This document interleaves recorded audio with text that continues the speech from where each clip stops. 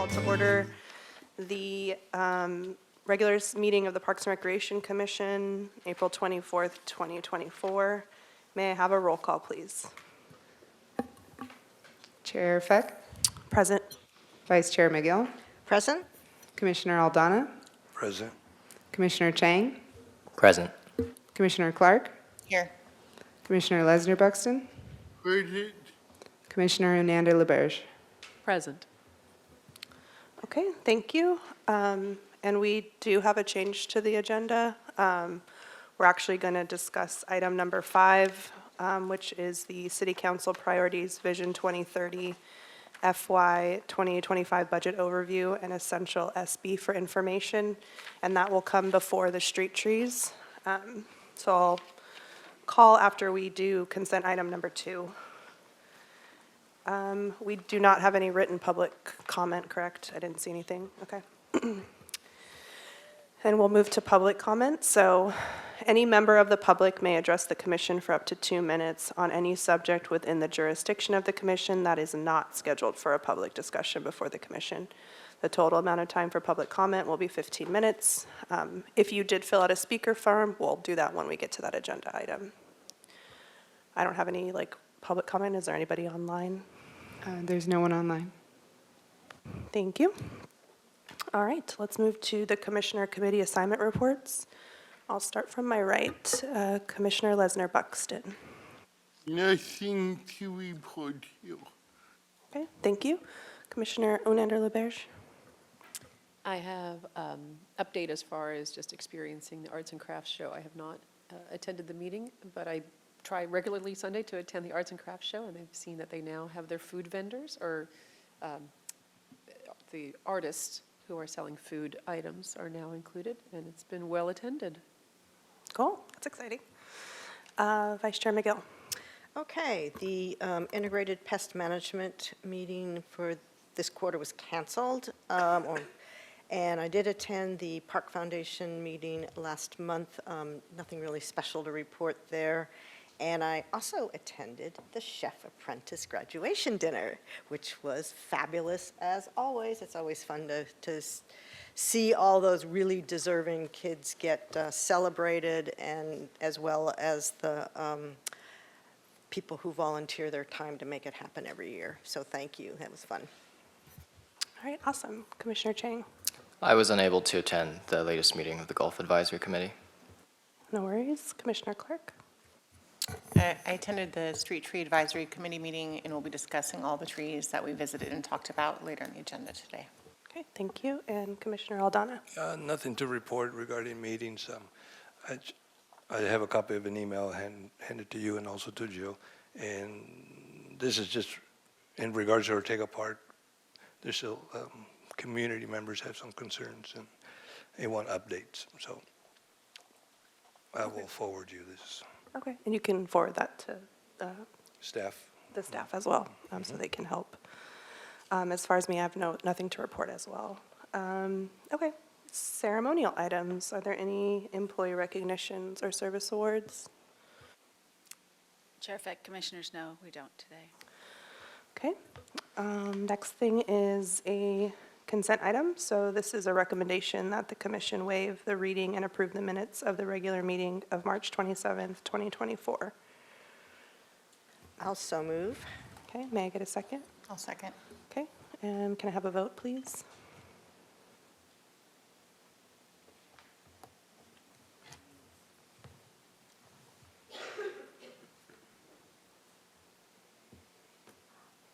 All right, that is passed, and I will hand it over now for City Council priorities and the FY 2025 budget overview.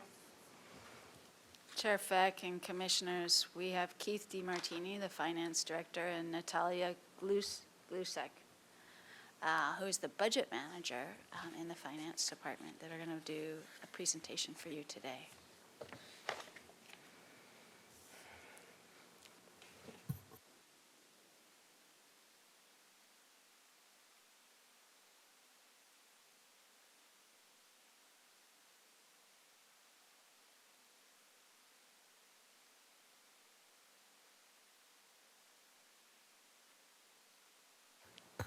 Thank you so much. Good afternoon, members of the commission. Again, my name is Keith DeMartini. I'm the city's finance director, and it is my pleasure to present an overview of the city's proposed budget for next fiscal year. And so this is the agenda for my section of the presentation this afternoon. We'll talk about a recent meeting that we had with the city council about a priority setting process that we will be implementing starting actually next fiscal year in preparation for the fiscal year 2026 budget. But I wanted to give a brief update of that today. We'll give an update on Vision 2030 and the work that's being done and how the budget that was released yesterday was built with Vision 2030 as the guiding principle. I'll give an overview of the general fund primarily on the city administrator's recommended budget, talk about essential SB, and then hear for any questions and discussion that you'd like to have. So first, let me start with the city council priority process. And this was a workshop that was held with the city council a couple of months ago. And the whole point of this effort was to assist the council and staff to develop sort of a future focus, a set of strategic initiatives, goals, and direction that the council can use globally with their processes, but also to help as a framework for our annual budget process and our biannual financial planning process. Gives direction to staff. It will help guide our financial planning. It will help develop projects and initiatives where we can allocate resources towards them. And the whole intent is to go beyond what is sort of the day-to-day responsibilities of city operations, but to help focus on what are some of those larger initiatives. And this slide right here lists the 4 city council priorities that are draft. It's a draft document at this time. And this was discussed at the workshop in February. And those high-level priorities include economic vitality, community stability, emergency preparedness, sustainability and resilience, and quality of life. Now, it's fair to say that there already is a great deal of work that is being done within these existing priorities that council drafted just a couple of months ago. And as we move forward into the next financial planning process, this list will be refined, and then staff will do the hard work to make sure that we develop our budget and talk about our budget, talk about our planning documents, kind of under this framework, so that we can be have this that clear connection. And that's something that we're looking forward to doing going forward. This is the annual schedule for the priority setting process. I won't go into this in too much detail. The work starts soon after the budget is adopted. We'll start that planning process. There'll be a robust public process, including surveys, town halls, information gathering. Council will meet in October, hopefully, to set those priorities going forward, and then staff gets to work to fold in our budgeting process around that priority setting. And then we go through our sort of annual budget process thereafter.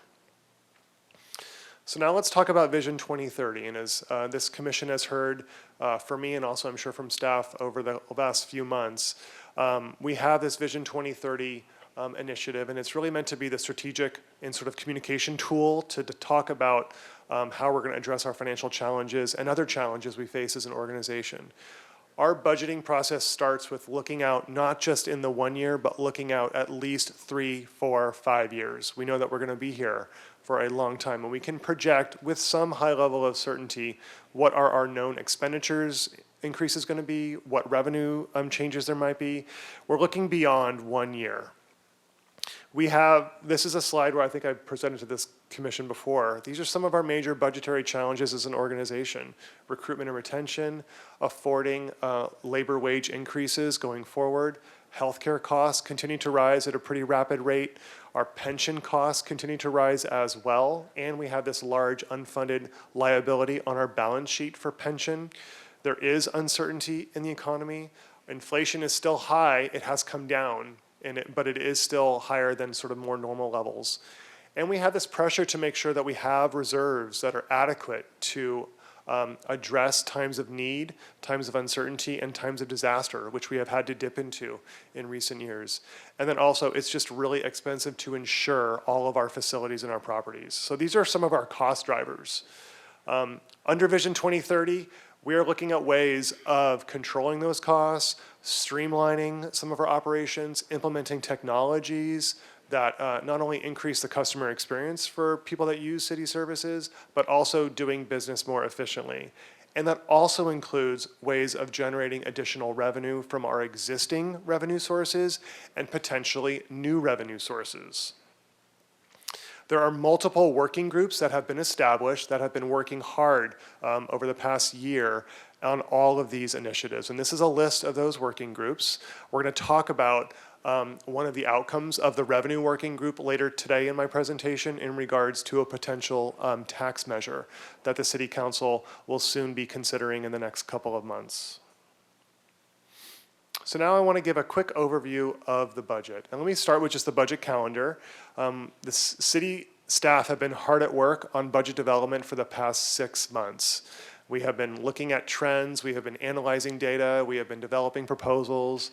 Those proposals have been reviewed very thoroughly with the city administrator, with finance, with many other staff, and it was released to the public last Thursday, and we presented an overview of the recommended budget to the City Council yesterday. So now we start the public process, and here we are today with the commissions. The review of the department budget is a really important process with the different boards and commissions that have some sort of oversight or other responsibility with departmental budgets. We will have budget hearings throughout the month of May, coming back to council, requesting their approval in early June, and then we get to work on implementation. Our budget is publicly available online.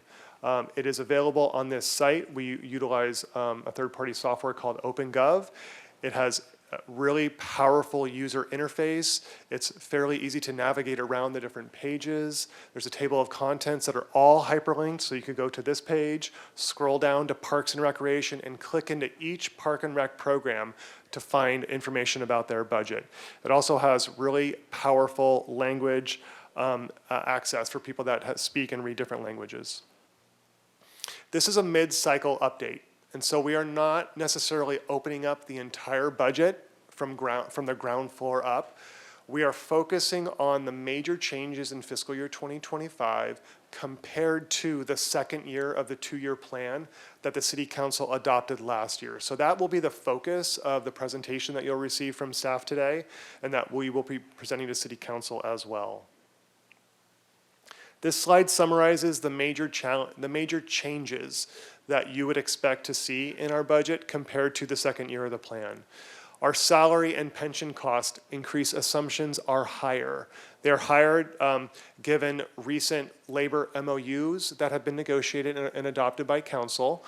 And they're also higher based on the soon-to-be, hopefully completed in the next couple of months, the classification and compensation study. So staff is actively planning on potential increases that may come about from implementation of that class and comp study.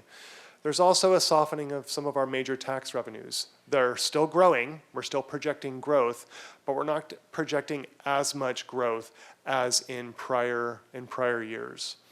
We are planning to implement the housing element that comes with additional staff, both in community development and the city attorney's office. We're still seeing impacts of inflation. And the downtown parking fund is unfortunately not in a very strong financial position and may require some additional funding from the general fund if we are not able to increase revenues from a pretty robust rate proposal that is before council for their downtown parking fund. The projected deficit in the general fund in fiscal year 2025 is $7.1 million. This graph shows the multi-year forecast in the general fund. It shows expenditures exceeding revenues throughout our multi-year forecast period, and that gap widens, unfortunately. So our structural deficit gets worse. It actually widens in those out years. Again, this has to do with the rate of growth of our expenditures from all of those reasons that I mentioned earlier is outpacing the rate of growth of our revenues. Our tax revenues are not coming in fast enough to cover those known expenditure increases that we are projecting. This table summarizes the deficit on that far right column, fiscal year 2025. It shows the deficit of $7.1 million. And part of that has to do with just our revenues not coming in as high as our expenditures, but we also have a responsibility to meet our reserve requirement. Our reserve requirement, we should have 25% of our expenditure budget in reserve. And because our expenditure budget grows every year, as you can see on this table here, our expenditures have grown by upwards of $30 million over the last couple of years. We have to keep more money in the bank to maintain that reserve requirement. So that's how you calculate the 7.1 deficit. Parks and Rec and many other departments have implemented a series of expenditure reductions over the past couple of years. And if we did not implement those expenditure reductions, the deficit would be worse. And so in fiscal year 2025, that deficit would have been 11.2 for the whole general fund. This slide here shows our budget hearing schedule. We just introduced the budget yesterday. Park and Rec Commission, many other boards and commissions are receiving updates this week and next week. We will go to Finance Committee over the next couple of weeks to give information and get their feedback. The public hearing process for general fund departments, including Parks and Recreation, will be held on May 14th at the regular City Council meeting. The Golf Fund and all other enterprise funds will be held on May 21st at that regular City Council meeting. And then budget adoption is scheduled for June 11th. I want to shift gears and talk a little bit about Essential SB. And so the commission members may have heard about this, but if not, I want to show just an overview of the city's website where information can be found on Essential SB. And this has really been a communication platform where city staff have gone out to various community groups, boards and commission meetings, other organizations, and we've been providing information about the core services that the city provides to the community and some of the financial and budgetary challenges that we have. A really important part of this effort is to get feedback from the community about what their priorities are. What are the services that they care about the most? And there's a survey that the community can take on this website, both in English and in Spanish, and we've been gathering a lot of really great data over the past couple of months. There are multiple town hall meetings scheduled over the next 2 weeks in each of the council member districts, where we will be providing this information again at these town hall meetings, gathering input, having a conversation with the community that helps lead us forward in giving additional information to the city council. The city council will be considering a potential revenue measure in the next couple of months. The city is considering a 0.5-cent transactions and use tax. It's a sales tax increase that if council approves for it to be referred, it would be on the November 2024 ballot. And this slide lists the services that could be used that could benefit from a new revenue measure such as this. That would include maintaining 911, emergency, fire, public safety services, keeping neighborhoods and fire stations open, improving housing affordability, could go towards public areas and parks and keeping them clean and safe, protecting drinking water, stormwater, natural disaster preparedness, and other types of functions as well. When talking about sales tax in Santa Barbara, our current rate of 8.75% is in line with many other cities in the county and in the region. It's actually a little bit lower than Carpinteria per their recent sales tax measure they got approved. But when comparing Santa Barbara with other cities that we would typically compare ourselves to that are a tourist destination or a little bit bigger, like Santa Monica, like Monterey, like Pasadena, our rate is actually lower. And so if it was to be increased to 9.25, it would be more in line with those other cities. It's also important to note that there is a limit on how high the sales tax rate could go in the city of Santa Barbara, and that limit is 9.25. So if a 0.5-cent sales tax rate were to be approved, that would get us up to the limit. Again, this slide kind of summarizes what I talked about earlier, some considerations for the public and for the council. If it were to be approved, it would generate about $15.6 million annually. 100% of those funds would stay here at the city of Santa Barbara. It wouldn't go to the state of California or other entities. And it would be used to maintain existing essential city services. So that concludes my presentation. Mr. Glusick and I are here to answer any questions that you might have. Thank you very much for having us. Okay, thank you very much. I'll open it up for questions from the commission. Commissioner Chang. Just for the sake of clarification, what are the mandatory reserves for? Yes. So the city council reserve policy requires that we have 15% for disaster reserves and 10% for contingency reserves. And so that's a total of 25% of our annual operating expenditure budget. Thank you. Commissioner Unander LaBerge. Thank you. Do they do any sort of, for lack of a better word, comparable to an environmental impact report when they are assessing, you know, an increase in the sales tax like that? I'm just thinking about our residents in the city, because it would be lovely if all the tourists were paying that, but for those of us that live here, is there any sort of economic impact report that's done to measure how it's going to impact the residents? Yeah, that's a really great question. I'm not aware of a sort of a comparable report like that, but what we are aware of is that it's not only the residents that pay sales tax in Santa Barbara. Being a tourist town, about half of the sales tax generated does come from the tourism industry, so people that come here and visit. And so when thinking about the total amount of sales tax generated, about half comes from residents and half comes from people that come here to visit through tourism. But as far as the question that you're asking, no, there isn't that type of a report. Commissioner Aldana. The current liability, unfunded liability, where is it at right now? Yes. Thank you, Commissioner. The current unfunded actuarial liability for our pension is $431 million. That's citywide, not just in the general fund. If I may, City Council took action not too long ago to implement a pension management policy, which sort of outlines our priority as an organization to address this. And it also lists all of the strategies and ways that we can do that. And at that time, Council also approved of establishing a Section 115 trust. And this trust gives us as an organization complete control about how we invest the resources that we put in that trust, and when we choose to distribute that money to CalPERS to effectively draw down that liability substantially. That trust is open. We are investing those resources actively, and we are earning interest on our investments currently. And what is the interest?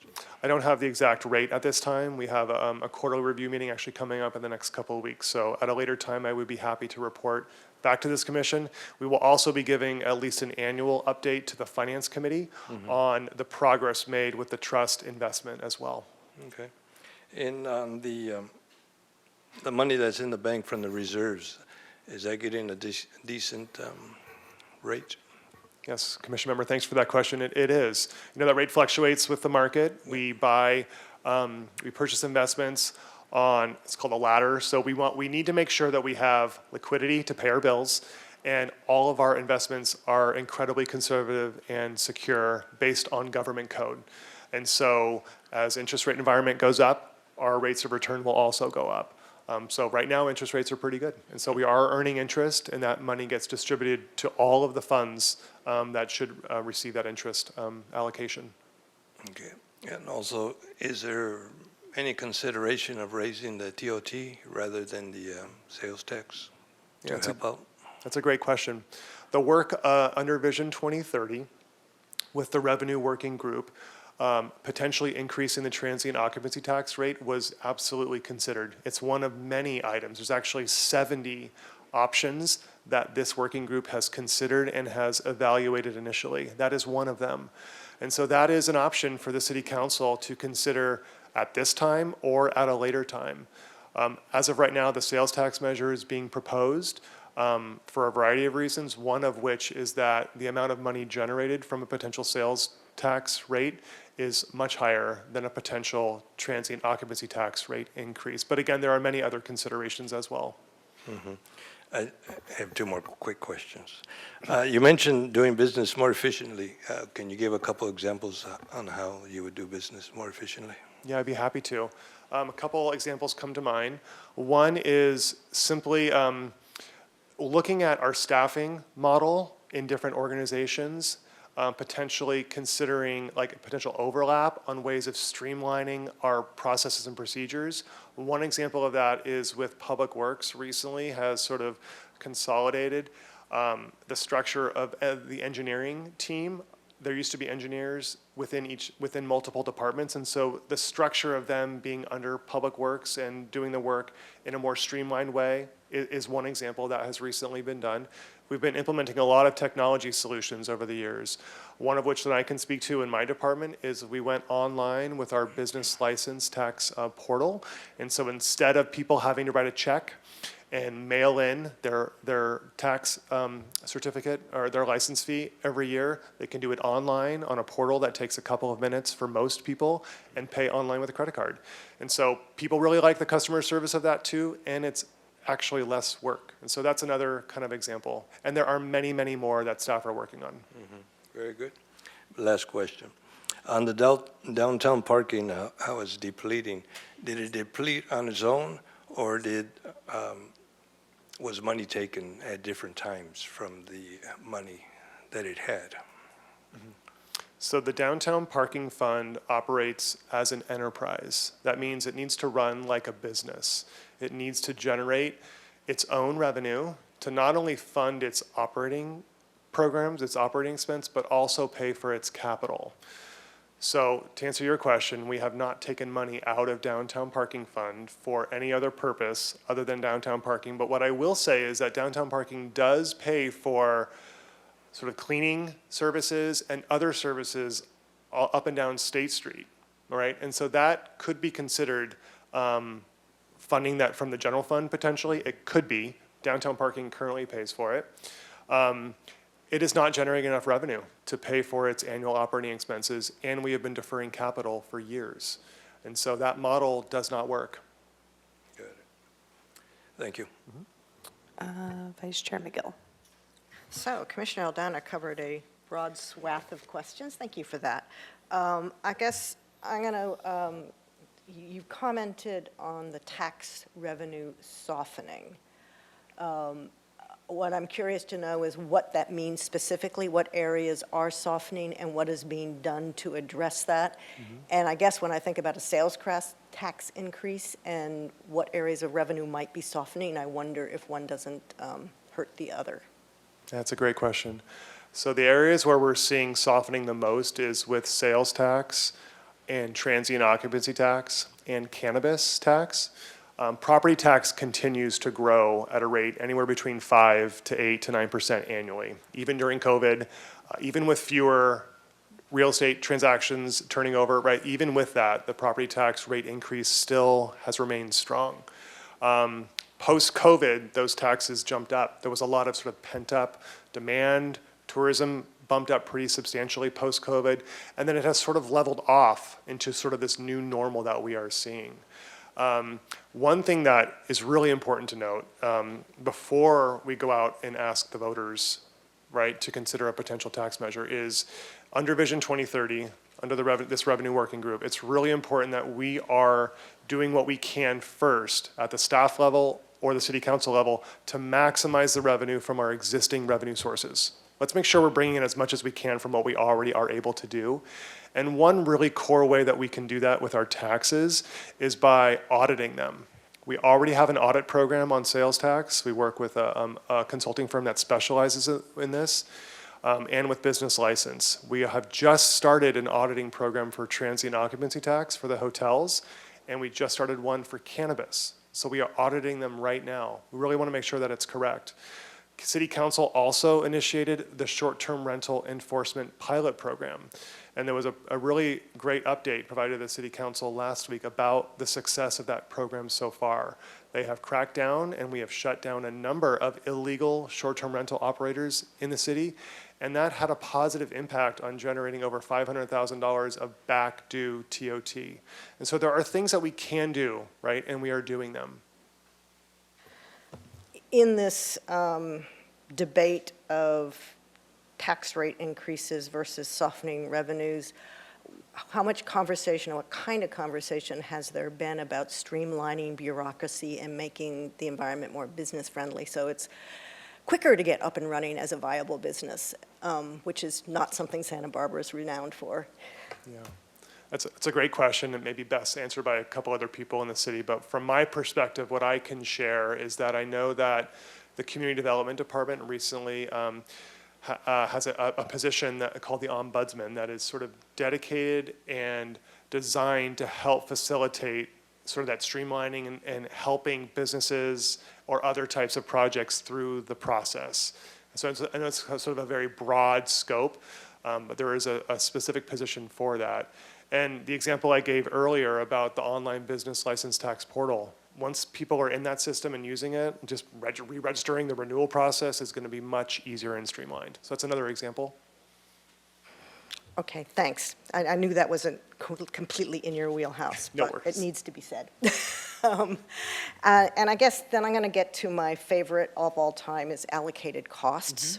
And I think it actually kind of relates to bureaucracy and making the environment more people and business friendly. You know, as long as I've been here, and it continues, as I look at budgets, I look at the Parks and Rec budget, the percent going to allocated cost consistently and steadily rises. It might be 1%, it might just be 2%, but it consistently and steadily rises. So that means that programs are being cut to sustain the kind of furnace of the business of the city of Santa Barbara. And at some point, the furnace is too big and the furnace is too complex. What is being done? I mean, to my mind, if you were to really be looking at the people of Santa Barbara, those numbers should be going down as things are made more efficient. Is that conversation even happening? And if so, what is being done? Yeah, Commissioner Rigo, I appreciate that question. So the short answer is yes. Internal service fund allocations, these are city services that serve departments, fleet, facilities, insurance, information technology. Those are the 4 big ones. And every department needs those services to operate. And so they are true real costs. And those funds have the same and some different pressures on their expenditures as operating departments, right? So Park and Rec has to pay their water bill, but IT has to also pay for their monitors and computers, and insurance costs in particular have grown substantially over the past couple of years, like 20% annual increases for our property insurance. Those are real costs, and those costs have to be borne by the departments that benefit from them. That doesn't mean that it's not done necessarily effectively every year, but every year during our budget process, we have a thorough review process on those charges.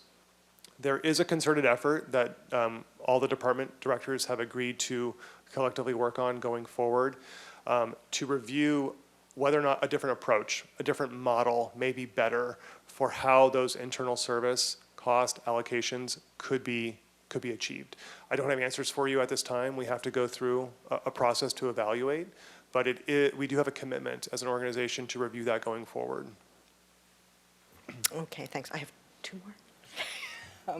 So I get, looking at that sales tax increase, which, you know, given how many people are impacted in this community as it is, does concern me. 15.6 seems like a decent amount of money. It sounds like it seemed pretty vague to me what that would be used for.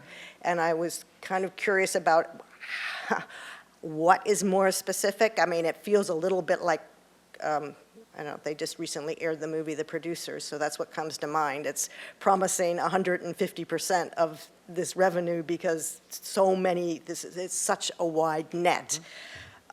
So I am concerned and curious about that, and then what happens if this increase is not passed?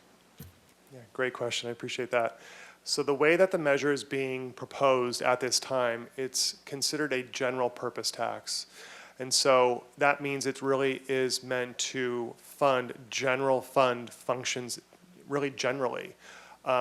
If it were to be framed as a special purpose tax, for example, if it was to be 100% dedicated to recreation programming or 100% dedicated to the library, there is a higher voter threshold. That would be 2/3. A general purpose tax only requires 50%, 50 plus 1, just a simple majority to be approved. So that is a consideration. And there is polling information that is currently being gathered that the City Council will use to help them determine the way forward. And so that's why this measure, if it is going to be a simple majority general purpose tax, the language is this measure could be used for these types of services. You can't say that it has to be spent on one specific service, because then it ups the voter threshold to a special tax. Okay, thanks. It would be good to have some conversation about at least what the intent is going forward. My last one, and this gets down to even what is the purpose of these presentations and what's the role of a commission, and I noticed in years past, I think, and if I've got this wrong, please correct me, there have been individual presentations from the departments to City Council where there's been opportunities for commission members or other members of the public to speak. I've always thought it was a bit late in the game anyways, because once something's in PowerPoint, it's kind of cast in concrete. But it seems like the ability for the community to really engage and understand and impact is getting less rather than more. Surveys notwithstanding, surveys don't really capture the full nuance and intent of what people are thinking. Only people speaking and talking and communicating can do that. And it really comes down to how do members of a commission or a community actually have a genuine impact? It's great to be able to ask you lots of questions and understand, but how do we actually have an impact this late in a process when even our one role that we have in May is diminished? I appreciate that question. And let me share first by saying that I do not believe that the commission's or any board's role is diminished by the hearing schedule that we are proposing with this budget process. In fact, I think it's enhanced in certain ways. And this meeting, the commission's role in reviewing the Park and Recreation proposed budget for next year is probably the best way, working with staff, collaborating with them in preparation for the budget process, implementation, getting ready for the next cycle. That is really, really important, and I value that feedback tremendously. There is a Finance Committee meeting on May 7th, and so for this board, a very high-level overview of the Park and Recreation budget will be presented to the Finance Committee, so that's an opportunity for this committee, for this commission to potentially attend, provide public comment at that meeting. The General Fund Park and Recreation Department budget will be presented on May 14th. That's the second line there on the top right. That is very similar to when the Park and Recreation Department presented their budget in prior budget cycles. We are simply packaging all of the general fund funded departments at that meeting. So it will be a longer meeting, and it will be held during a regular city council meeting where there is in fact more public participation, both virtually and in person, compared to the individual department-specific presentations of the past. The Golf Fund, which operates as an enterprise, that will be presented on May 21st, along with all of the other enterprise funds. And so if commission members would like to attend the meeting on May 14th, they're welcome to do so, and then also the meeting on May 21st. That is all very similar to prior years. And then there's the deliberation meeting, and that's where council gives their final direction to staff about potential changes that they would like to make on the recommended budget. That is, again, another opportunity. And that meeting is being held during the regular city council meeting also. In prior years, that meeting was held at night, which again, there's pros and cons to the timing of meetings for public participation, but again, there's a lot of structure already around the regularly scheduled city council meetings. And then finally, budget adoption is scheduled to be very similar. And so I hope that explaining this schedule sort of can clear up or sort of confirm staff's commitment to the public participation that is honestly is crucial to the budget development, the budget communication, and finally the budget adoption process. Yeah, thanks, that did help. Okay, thank you. Commissioner Clark. I was hoping you could tell me what the effect of the streamlining and striving for efficiency will have on our workforce of the city. Oftentimes, when entities try to streamline and become more efficient, it means that they're going to have less people do the same amount of work, which makes the remaining people more stressed out, and then the other people out of work. Yeah. Do you see our workforce getting affected in that way? I really appreciate that question, and I'm really glad that you brought it up, and I do not see that as being one of the effects. of any of the initiatives undertaken under Vision 2030. And in fact, the fourth bullet here talks about thriving workforce. And one of the core components, one of those legs on the step stool of creating a smarter government is to have a workforce that is thriving. And so that includes an investment in our staff, not taking away. It includes investment in training, professional development, diversity, equity, and inclusion, many other initiatives to engage with our staff in a way that is much more robust than in prior times. And so it's actually quite the contrary, in my opinion, that it's looking at ways of improving their ability to perform the work to the best of their ability. And so that is one of the core components of this Vision 2030 initiative. And thank you for that. Has there been talk about kind of increasing the ability of the city staff to be able to afford their health insurance? I've heard things about it, that it's not very affordable for a lot of people, and we're asking people to live here in Santa Barbara, which is already not affordable, and then they've got this exorbitant cost of healthcare. Is there any talk of that? Yeah, I appreciate that question also.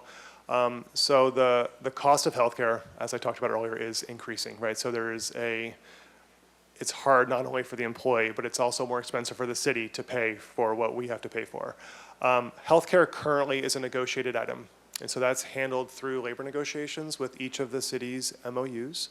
But what I can say is that many of the recently adopted MOUs with the unions have achieved parity or are on the path to achieve parity, so health equity across all of the staff. And so over time, increasing the amount of the city's contribution for healthcare so that it's more fair and more equitable for all of the city employees. That is the path that we're going down. Commissioner Chang. So fundamentally, it's an issue with differences in growth rates between your revenues and expenses. I mean, if your expenses are growing at 5%, your revenues growing at 3% into perpetuity, it'll always catch up. But the problem with both of these proposals, the sales tax proposal and the half-cent proposal, is that they scale linearly 1-to-1 with your volume of transactions and with your total transactions. So, you know, these are stopgap measures. Can you just speak to some of the drivers of revenues and expenses? You know, if there are any one-time expenses that are falling off or any recurring revenues, like what's the growth rate on the overall recurring revenues here? Like, and any plans to kind of address the difference there? Because clearly there is a difference. Yeah, again, I appreciate that question. There's a lot that goes into the revenue and expenditure projections, and as kind of the simplest way I can try to answer that question is by looking at this graph, which shows that gap widening, right? And so the main drivers of the revenues, that growth not being as high, which is why that gap widens. A couple factors is that we are capped at how much additional property tax growth there could be from Prop 13 that was passed in the 70s. The amount of tax that is collected is limited, and the amount of property tax that is generated, only 13% of that comes to the city. The rest goes to the state of California, public education, the county. Sales tax and TOT are our two other large tax sources, and those tax sources are volatile. And so we saw how volatile they were during COVID. They dropped substantially and then rebounded substantially. And so it is challenging to know the potential impacts of sort of that volatility. And then the other taxes that we have are small. And so we have to take a wholesale approach when looking at our revenue sources, looking at potential tax rate changes, continuing with our audit program. But also, there are other general fund revenues from fees, and there are many, in Parks and Recreation, for example, there are many fees that are assessed for direct services to participants in our programs. And so focusing on the level of cost recovery of those fees is important, and I think the Parks and Rec staff did a tremendous job in evaluating the level of recovery for their fees in the proposal that is before you today. That is another area that will be a focus going forward as well. Thank you. And when do you expect pension costs to peak from like an actuarial perspective? It's a great question. I wish I knew the answer to that, to be honest with you. There are so many factors involved in our pension costs and the liability from CalPERS. It includes how long people are living, how many years people draw down their pension benefits. It's heavily impacted by how successful CalPERS is in earning an interest rate, a rate of return that they are targeting, which is 6.8%. But CalPERS' rate of return is incredibly volatile. Also, it's the pendulum swinging for staff that are currently receiving classic benefits versus PEPRA benefits when the PEPRA legislation was passed. That pendulum is swinging, but it's taking a little bit longer. People are working longer. And so there are just a lot of factors involved in that. But what I will say is that over time, with our trust up and running, with hopefully investing more resources in it, and many other factors, we will hopefully drive that down in the coming years. Okay, thanks. All right, Commissioner Aldana. Okay, last question. As far as all your tax sources, do you have a list or a pie chart? Like if we go to OpenGov, would it be there? Yes, it would be, and I do have a slide on that I presented yesterday. I apologize I didn't include it on this presentation. Be happy to share that after the meeting. On our online budget book, you can pull it up, and there's a general fund summary page, and it shows in detail a listing of all of our general fund taxes. It shows what the last couple of years have been. It shows what we are budgeting going forward, and there is a pie chart that summarizes it as well. Thank you. You're welcome. Okay, thank you very much. Thank you very We don't much. have any more questions, but we appreciate your time and walking us through all this. And this is a lot, but it's really great information, so thank you very much for sharing. Thank you. Okay. I need a 2-minute bathroom break. Sorry, pregnancy bladder. So I'll be right back. And then we'll move into street trees. I just don't want to like break a 5-minute break, yeah. Thanks.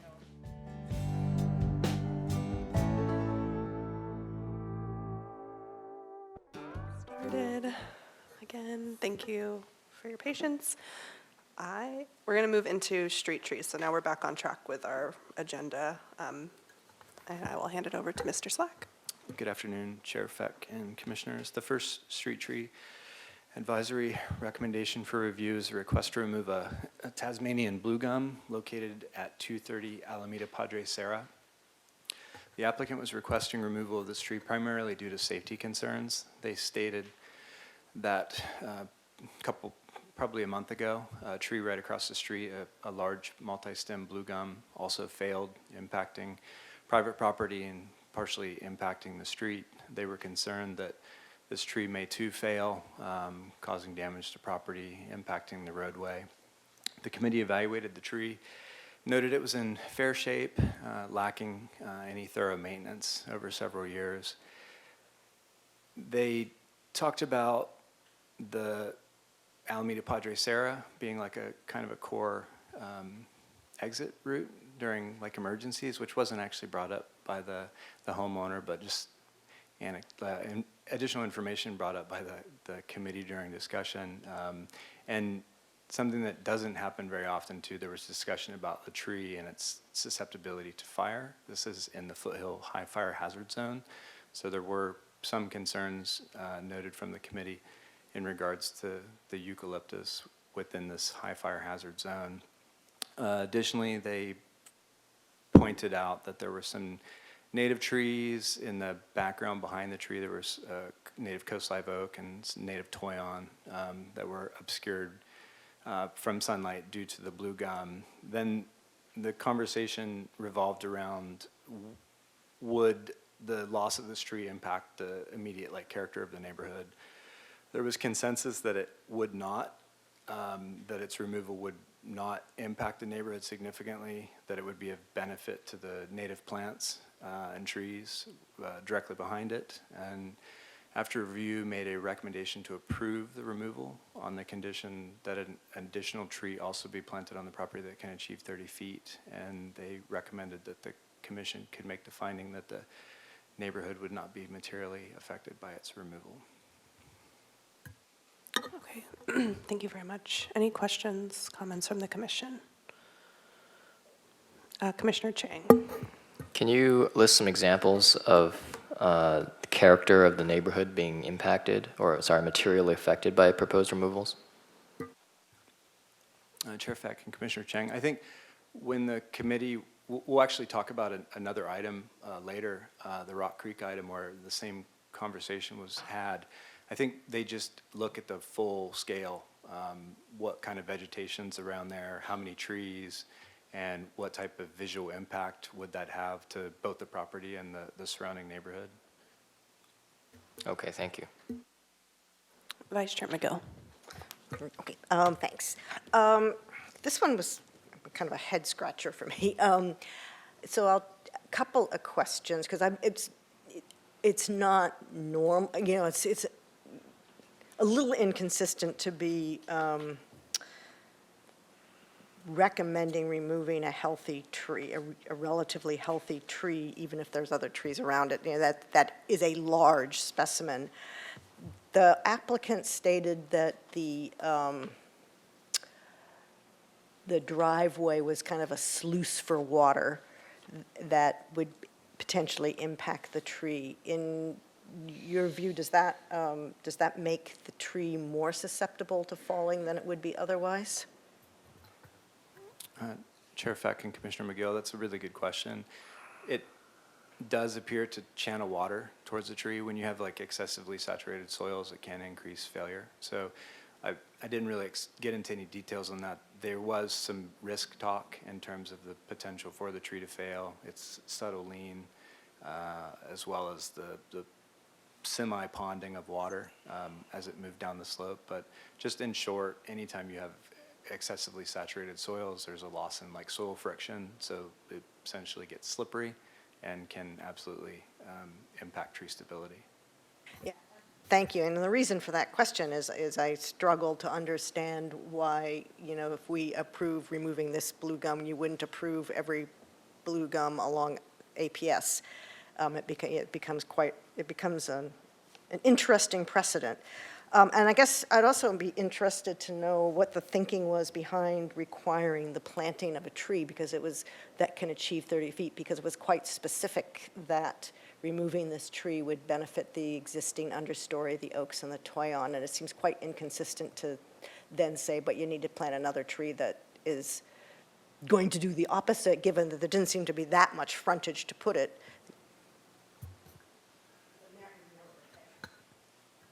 Chair Feck and Commissioner McGill, I think in short, despite the fact that there was existing small native trees on the property, they felt as though it still made sense to mitigate the loss of the tree, and I think that's why they said on the property. It's actually a really large parcel. It's oddly shaped because it goes up the driveway and then it kind of turns into this large rectangle, so there's quite a bit of space for planting, and they didn't specify where the tree had to be planted, just that an additional tree was required. So it doesn't have to be a setback tree? That's correct. Okay. Okay, thank you. I don't see any other questions, and I do not have any speaker slips for this. Is there anybody online? There is no one online. Okay. Commissioner Chang. Can you just talk through, just like continue to evaluate the reasons listed on the application for removal, just like the safety concerns and things like that? Because, you know, the recommendation is about, you know, the character of the neighborhood, not about safety.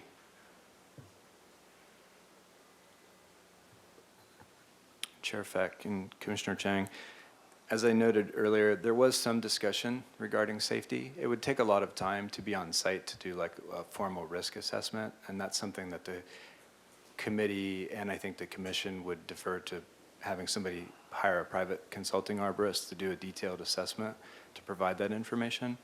I think it's safe to say that the blue gum eucalyptus, especially when you compare it to, you know, native coast live oaks, and you add the complicating factors of the potential risk and the high fire hazard zone, that they made a determination that the neighborhood wouldn't be impacted by its removal, thereby giving a little bit of latitude in the commission potentially making a decision to support its removal, I think, quite simply. Okay, thank you for that insight. All right, I have no more questions, no speaker slips, and no one online. Do we want to make a motion? Oh, Commissioner Aldana. Yes, I'll go ahead and make a motion to agree with the Street Tree Advisory Committee and approve the following setback. And I do believe it is a health and safety issue. So for that reason, I'm agreeing and making the motion. Kind of mixed it up, but Yeah, I think we also have to say the character of the immediate neighborhood with respect to forestation will not be materially affected by the proposed removal, so. it would be more of a health and safety. Oh, you want- There is one. Okay, can yeah. we, Well, do you want to apply the condition? Yes, with the condition that they plant a tree on the property? correct. Okay. It's number, yeah, E. So we've got C and E. Okay, do I have a second? I'll second it. Any discussion? Commissioner Clark. I just wanted to say, I did, I know some of us will be like struggling with the consistency question, like if this eucalyptus, why not all eucalyptus?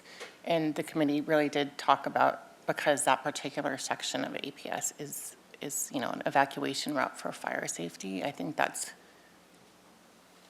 really tipped the scale in the favor of approving this request. I think that's there was significant discussion about that. Okay, thank you. So we do have a motion, we have a second. Any other discussion? Okay, may we have a vote, please?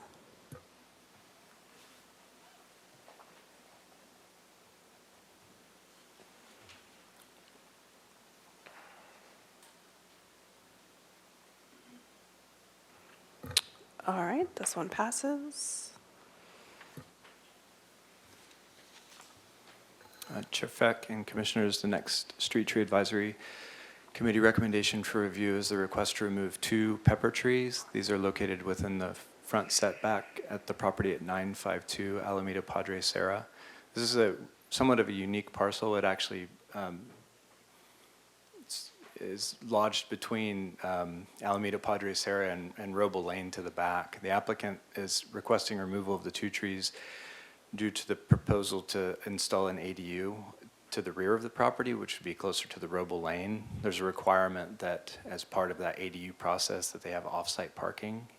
The off-site parking would be very close to the street on Roble Lane, and that's exactly where these 2 pepper trees are located. The committee reviewed the request. They noted the trees were in fair shape, well-maintained.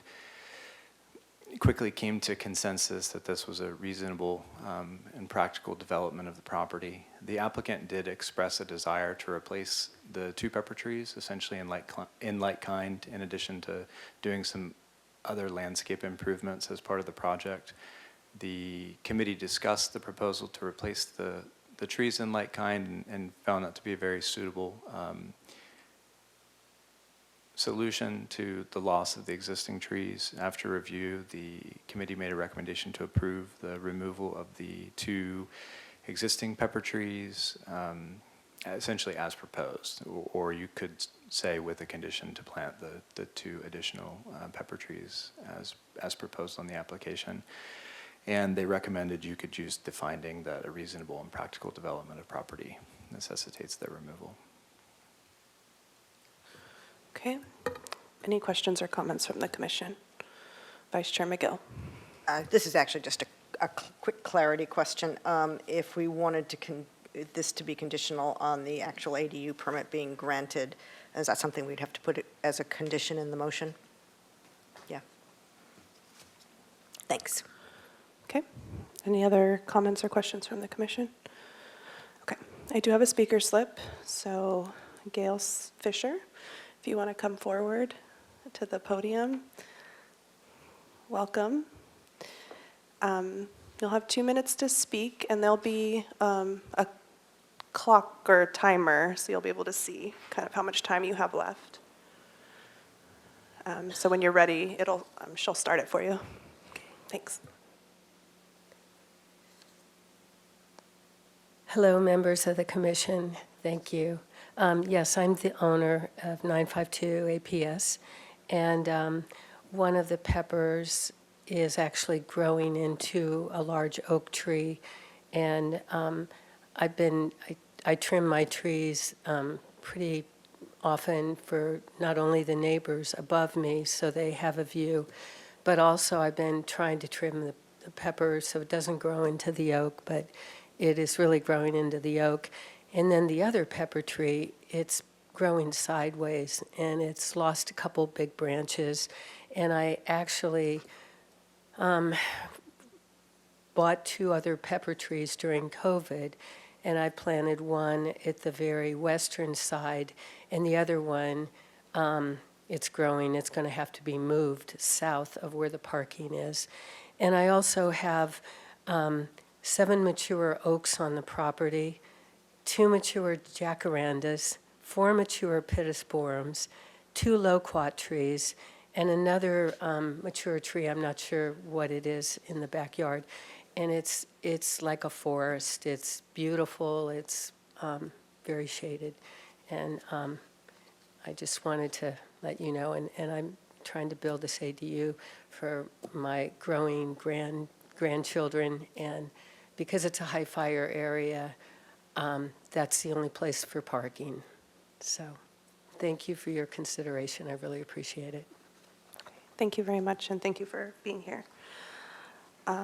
Okay, is there anybody online to speak to this? There is no one online. Okay. Any other comments or questions from the commission? Otherwise, I think we're prepared to make a motion, if anyone would like to do that. I will make a motion that we go ahead and approve the proposal for 952 Alameda Padre Serra on the condition that the trees not be removed until such time as there is a permit granted, and it is a reasonable and practical development of the property. You don't want to add the other condition? Actually, I kind of didn't do it deliberately because I'm just going back to that fire safety mitigation, and that is really densely forested up there. And it's a quite densely, it's a strip that goes, full disclosure, I used to own the house across the street, so I know the property really well. And it is, it is very, very densely forested in a higher fire risk, so actually I didn't do it deliberately. I'll second. Commissioner Clark? Okay. So I got a motion and a second. Any discussion? Okay. May we have a vote, please?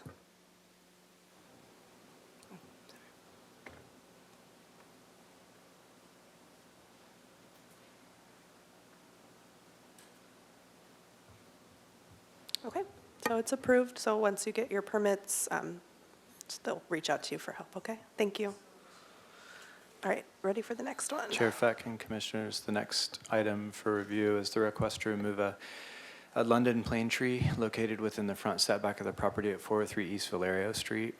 The applicant listed a couple different reasons for requesting the removal of this tree. The primary one being just the competition with this really large, pretty magnificent English oak that's on the property. The canopy's starting to kind of envelop the existing London plane tree. They made reference to some disease-related issues transferring to the oak tree. That's also of merit, but we think it was a different pathogen than what they were talking about in the application. The committee reviewed the tree. It noted it's in fair health overall. London plane trees get a lot of powdery mildew and anthracnose, and they get a lot of dieback, and I think we've seen just deadwood pruning from this tree as a result of those pathogens being present. And then there was concern noted by some of the arborists on the committee about the powdery mildew and it spreading to this oak tree. which is a pretty special, pretty rare species of oak in town. It's not really a valley oak, it's an English oak. So it's non-native, but pretty fantastic in its own right. And there was also discussion of the committee and the commission. I think we'll probably remember that we've looked at recent designation changes, migrating away from the use of London plane tree because of its natural hybridization with the native California sycamore and its sort of degradation of like the natural native seed stock of the existing California sycamore. That definitely wasn't on the application, but it was still part of the discussion that took place on site. Overall, the competition of the tree and the general health of the tree, the committee made a determination that it could be supported for removal from a good forest management perspective. Given the densely vegetated front yard, there was no condition determined to be necessary as well. And after review, they made a recommendation to approve the removal of the London plane tree, again with no conditions, and recommended that the commission could use the principles of good forest management to support the removal, both for the disease-related issues and its just hybridization with the native California sycamores. Okay, thank you. Commissioner Chang. I have two questions. The first is, why is hybridization a problem? Chair Fett, Commissioner Chang, I think you look at the few species of true native trees that we have, and then we, sometimes we think it's a great reason, we bring other things in, and then we start planting them for whatever reason, right? Like London plane tree is an amazing tree in huge parts of the United States, and it's planted extensively all throughout Europe. But when things hybridize, you just start to lose like the true genetics of the tree. So over time, as we have incorporated the use of the London plane tree throughout the city, and it's a wind-traveled seed too, so you get hybridization really easily between the plants. So I think it's just, there's always been a motivation to discourage the use of this tree, to encourage, one, to preserve the California sycamores, which we can find in our native riparian areas, and then to utilize it rather than go to the London plane tree when opportunities exist like within the city limits as well. Got it, thanks. And I don't see it here, but I think I read something about how the tree is still dormant, like at this period in time. Is that an issue? Like, does that indicate issues? Chair Fett, Commissioner Chang, I don't think so. I would say the tree's probably in fair health, probably bordering on poor. But we've also seen there's still stuff that's dormant, or breaking dormancy right now. So it could be, it's been a long, cold, gray winter. That's probably some of it, I think. Thanks. Okay, Vice Chair McGill. No, I just wanted to follow up a little bit on that first question in terms of native versus non-native. Forgive me for a second, but in the great argument of which way to go, one of the reasons you don't want to see things hybridize is that looking at the overall ecology and biodiversity, there's a lot of species you get insects and et cetera, that rely on their natives themselves, and they rely on native species. So the more you pollute that native pool, the more you start to impact biodiversity across the piece. Okay, thank you. I don't have any other comments or questions from the commission. I don't have a speaker slip for this one, but is there anybody online that wishes to speak? There is no one online. Okay, great. If there's no more comments or questions, I think, would somebody like to make a motion? Okay, I can make a motion. I make a motion that we agree with the Street Tree Advisory Committee, and we approve the removal as proposed using the principles of good forest management will be best served by the proposed removal. I'll second. Okay, any discussion? Okay, may we have a vote, please?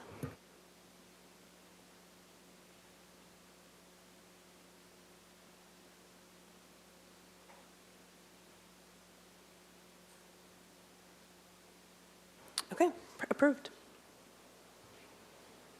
Chair Feck and Commissioners, the next item for review is the request to remove a Brazilian pepper located within the front setback of the property at 2501 Medcliff Road. The property, or the applicant listed a couple different reasons on the application for removal. I think some of the core principles is like comprehensive landscape design. There's a hope to re-landscape this portion of their property. The property's actually going through pretty significant redevelopment at this time, separate from the request for this tree removal. In addition to that, there was noted just competition with the ability to grow other plants around and under the Brazilian pepper. It is a tree that has like allelopathic properties, so it kind of like emits chemicals that can inhibit plant growth. There's a lot of trees that do that, pepper trees in particular. And also just the invasive nature of it was noted on the application. And the applicant did express a desire to replace it with like a large box jacaranda on the application. The committee reviewed the tree, noted it was in really great health, it had been taken care of really well. It was kind of a unique multi-stem tree, so it may have started on its own from a seed from somewhere. But overall, it was really in great shape, and the committee really struggled to find any suitable finding that would support its removal in its current state and location on the property. And after review, made a recommendation to deny the request for the removal of the Brazilian pepper at 2501 Medcliff Road. Okay, Commissioner Chang. So we hate this tree, but for other reasons, unlike the last tree. Is that, like, because it doesn't, like, if it hybridized, would you recommend the removal of this tree? Chair Feck and Commissioner Chang, if we had a native pepper tree and this hybridized with it, then probably. So this is, all the peppers are like South American. Like even the California pepper is actually Peruvian. They stopped calling it California pepper anymore, but it's endemic, you know, it's just like, it's everywhere. And so I think to answer your question, if we did have a native tree and it hybridized with it, the committee would probably have a problem with that. Okay, thanks. Okay, any other questions, comments? Okay, I do have a speaker slip, so Katie, if you want to come forward. I'm sorry, I'm like, I don't want to mess up your last name. So you'll have 2 minutes to speak, and there's a timer right in front of you, so you'll be able to Okay, keep can I track. submit photos to review, or do I need to do that separately? Yeah. Okay, Can give great. it to- Just so you can see the trunk better, 'cause the fence is blocking it in that photo. Sure. Okay, and then she'll start your timer for you when you're ready. Okay, great, thank you. So this request came about because I'm a horticulture student at Santa Barbara City College. I'm taking an arboriculture class with Bill Spiewak, who is a top arborist in town, has been here for a long time. And I was telling him that we have this tree on the property. We've found like dozens of these little pups that have grown my height over the last 2.5 years since I own the property. We spent over $1,000 clearing them out, including clusters under a bunch of mature live oak trees. We have about 10 live oak trees on the property. I'm not going to stand here and say it's not healthy or, you know, there's a risk of harm as far as I'm concerned. I would argue I don't think it is adding a lot of character to the street. Also, part of our approved plans are that we're planting 24 mature trees just on the front side of this property, including 36-inch box, 48-inch box, 60 box, 5 live oak trees, sycamore, American sycamores, jacaranda. I think the entire scenic character of our lot in that street is going to change regardless, hopefully for the better.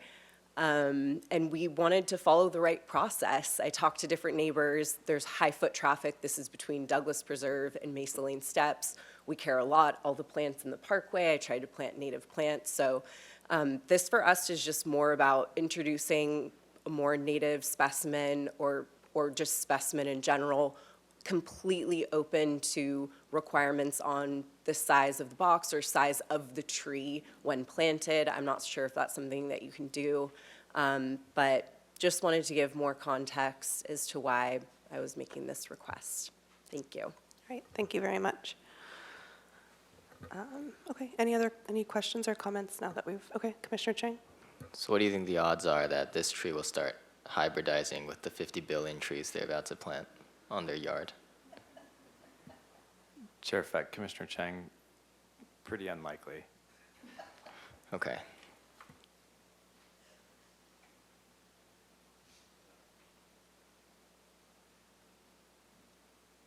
I think mine's more of a question. So since they are doing a development project on the property currently, is there something where we could put in like kind of without prejudice, like they could come back after the project's complete if they wanted to revisit the tree, like the way that it looks, or after all the other project stuff is completed?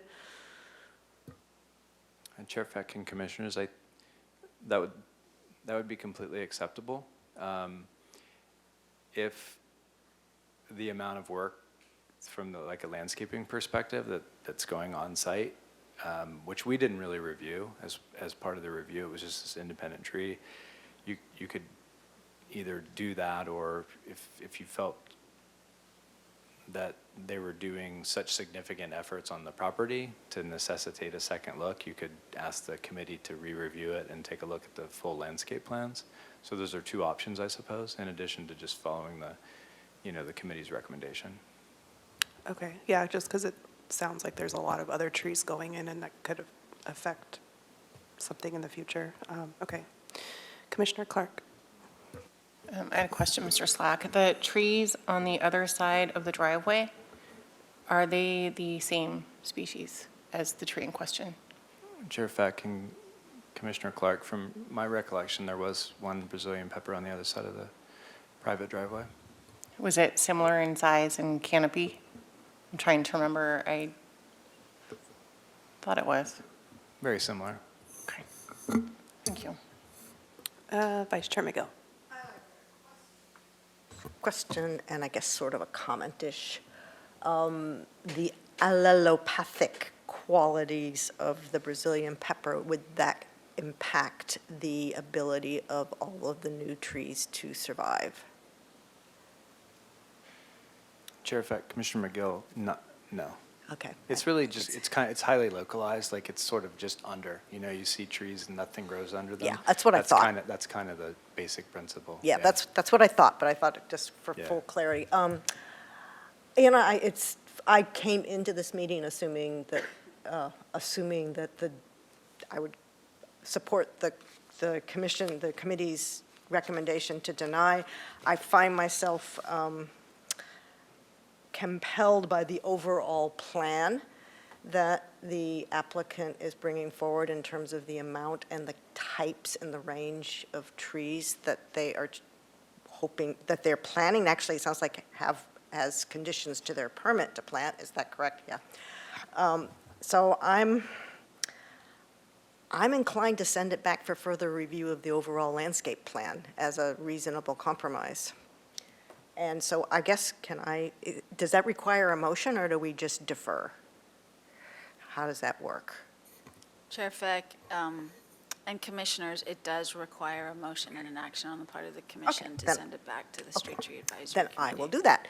I hereby move that we not take action on this tree today, that we send it back to the Street Tree Committee to review it in the context of the overall landscape plan on the grounds that, I actually don't know what the grounds would be. The principles of good, we don't need grounds. Okay, great.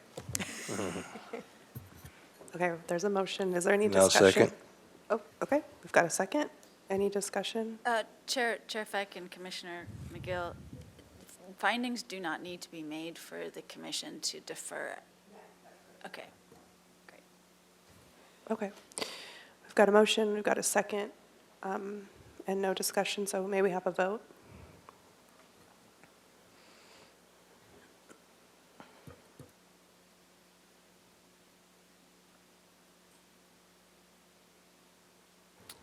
So it's approved to go back to the Street Tree Advisory Committee for further evaluation of the entire project.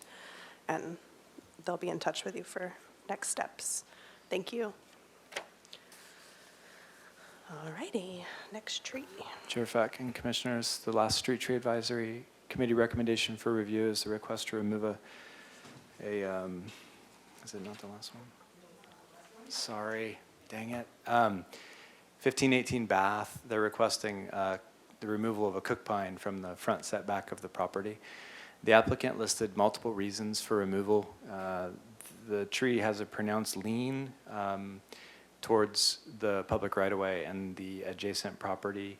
It's damaging concrete walkway and patio in their front yard, and they also listed concerns with those roots that are damaging the patio, moving towards the house, potentially impacting the house. In addition to that, there's probably a 2.5, 3 foot longitudinal crack, maybe at like 8 or 9 feet in the air, or up in the air on the trunk of the tree, which was pointed out as a potential safety concern. There was a supplemental letter provided by a private arborist that raised concerns that specific thing may be of structural concern rather than cosmetic. The committee reviewed the tree, noted it was in really good health. The lean is pretty significant, but we've looked at this species before. It's the cook pine, which has a natural tendency to lean towards the equator. Some of the arborists on the committee noted that the tree, despite its lean, had gone back upright towards vertical, and we would call that like a phototropic response. So that's the tree growing back up towards sunlight, and that was noted as a good indicator of a good functional root system, because without that, the tree doesn't have the ability to put wood in the right place to be able to like reorient growth. The hardscape was observably damaged, but it was the opinion of the committee that there were strategies or alternatives that wouldn't require the removal of the tree for repairs or alternative, options for that area of the property. And in regards to the crack, there was consensus with the members that it was certainly present, but it looked to be superficial and likely not of a structural concern. And the arborists on the committee noting that of their experiences with the cook pine, like a mid-trunk failure, what you would see at this location, was fairly unlikely. After review, they made a recommendation to deny the request for the cook pine at 1518 Bath Street. Okay, thank you. Commissioner Chang. Why the one abstention on the committee? Chair Feck, Commissioner Chang, the letter that was provided by the arborist was an arborist on the committee, so he recused himself from the review of this item.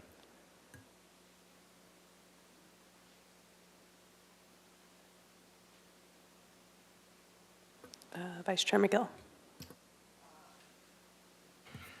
2 questions. The crack, where with obviously differing views of its significance, is there a way to resolve that one way or the other? And then my second question is with the hardscape, when they say there's ways to resolve it, generally that involves root pruning. Is that the case here? It would be a root pruning situation, and if so, how would that impact the ability of the tree to continue to recover from the lean? And Chair Feck, Commissioner McGill, I think in terms of the crack, I think you would have to say that there would be the need for more exploratory work probably to get up there a little closer to really determine if it was of structural concern or not. It's not visible on the backside, which is a good indicator just in terms of overall structural integrity of the tree. It's certainly feasible that this tree, due to its lean and just the natural way that they kind of grow at funky angles, loaded really aggressively at some point in time, causing like a partial shear plane fracture and causing this rupture, but it might not be structural to the point where it's of significant concern. It could require root pruning. That would be elected by the property owner in terms of whether they wanted to replace that hardscape or remove it, whatever they determined. And then, it's always advisable to have an arborist, assist in at least the review of decisions to cut roots. Okay, I don't have any other questions or comments from the commission, but I do have a speaker slip. Mike, if you want to come forward, please. You'll have 2 minutes to speak. There's a timer right there. Thank you. I am the owner of the property. My mother planted this tree in 1987. It was a housewarming gift. When it got too big for the house, she just went out and planted it in the yard. We as a family always felt it was a precarious position, and as it grew, it became something we felt eventually we would have to remove. The concrete cracking is not a big issue. We can convert that to gravel or whatever. But I've got a neighbor that's sending me notes, and we don't disagree with her. It's very short. It says, your crooked tree is falling over, almost touching power lines and building next door. That's her property. It will cause major damage to property and harm people inside. You need to cut it down ASAP before it falls over and smashes the roof next door. Please don't ignore this notice. We've been thinking about taking the tree down, and this kind of inspires us to move a little bit quicker. I hadn't heard all the reasons that the board came up with for wanting to keep the tree, but we hired the arborist so that we could evaluate, he could evaluate the structural conditions. And if you don't mind, I've been out of town for a few days, so I just heard about that I would need to attend the meeting today, but I have 2 pictures that I would like you to just pass around if I could. So I am an engineer. I do a lot of wood framing, so I know wood pretty well, and I know what stress cracks are.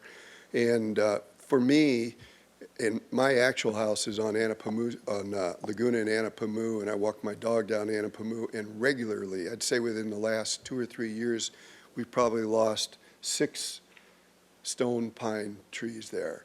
And when they fall, and they're much shorter and squatter, when they fall, man, they do a lot of damage. They crush cars. So, I'm trying to preempt a lawsuit here with my neighbor or with the city, and it just seems too precarious of a position, and the opinion on whether that stress crack is deep enough to cause a structural issue is, I think, less important than the fact that if it falls, there's going to be a lawsuit.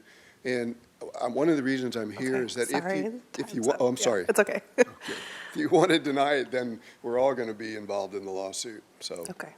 all right. All Thank right, you. thank you, and thank you for the additional photos as well. Sorry, somebody hit Q and then was that you?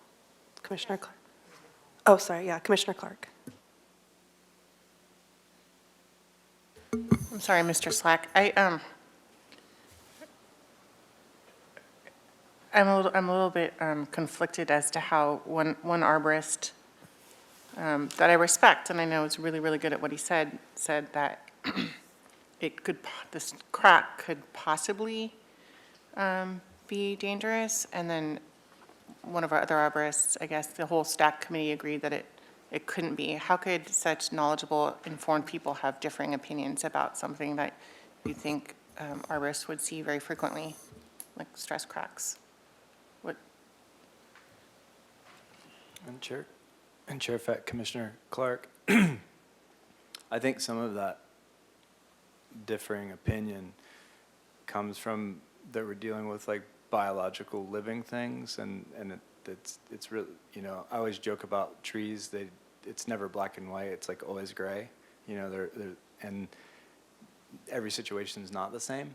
And I think that, I don't want to get into, I didn't evaluate the tree in the detail that the arborist did, but he said it's possible to. I don't know that it was like definitive that this was truly an issue. It was something that was pointed out, which often happens, and you bring an arborist out and they point out areas of concern. It could be like this limb needs to be pruned because it's overextended. He's made an observation and said that it's a potential issue. And the other arborist there acknowledged it and made a determination that they didn't think that it was an issue. I can't get into any more detail than that.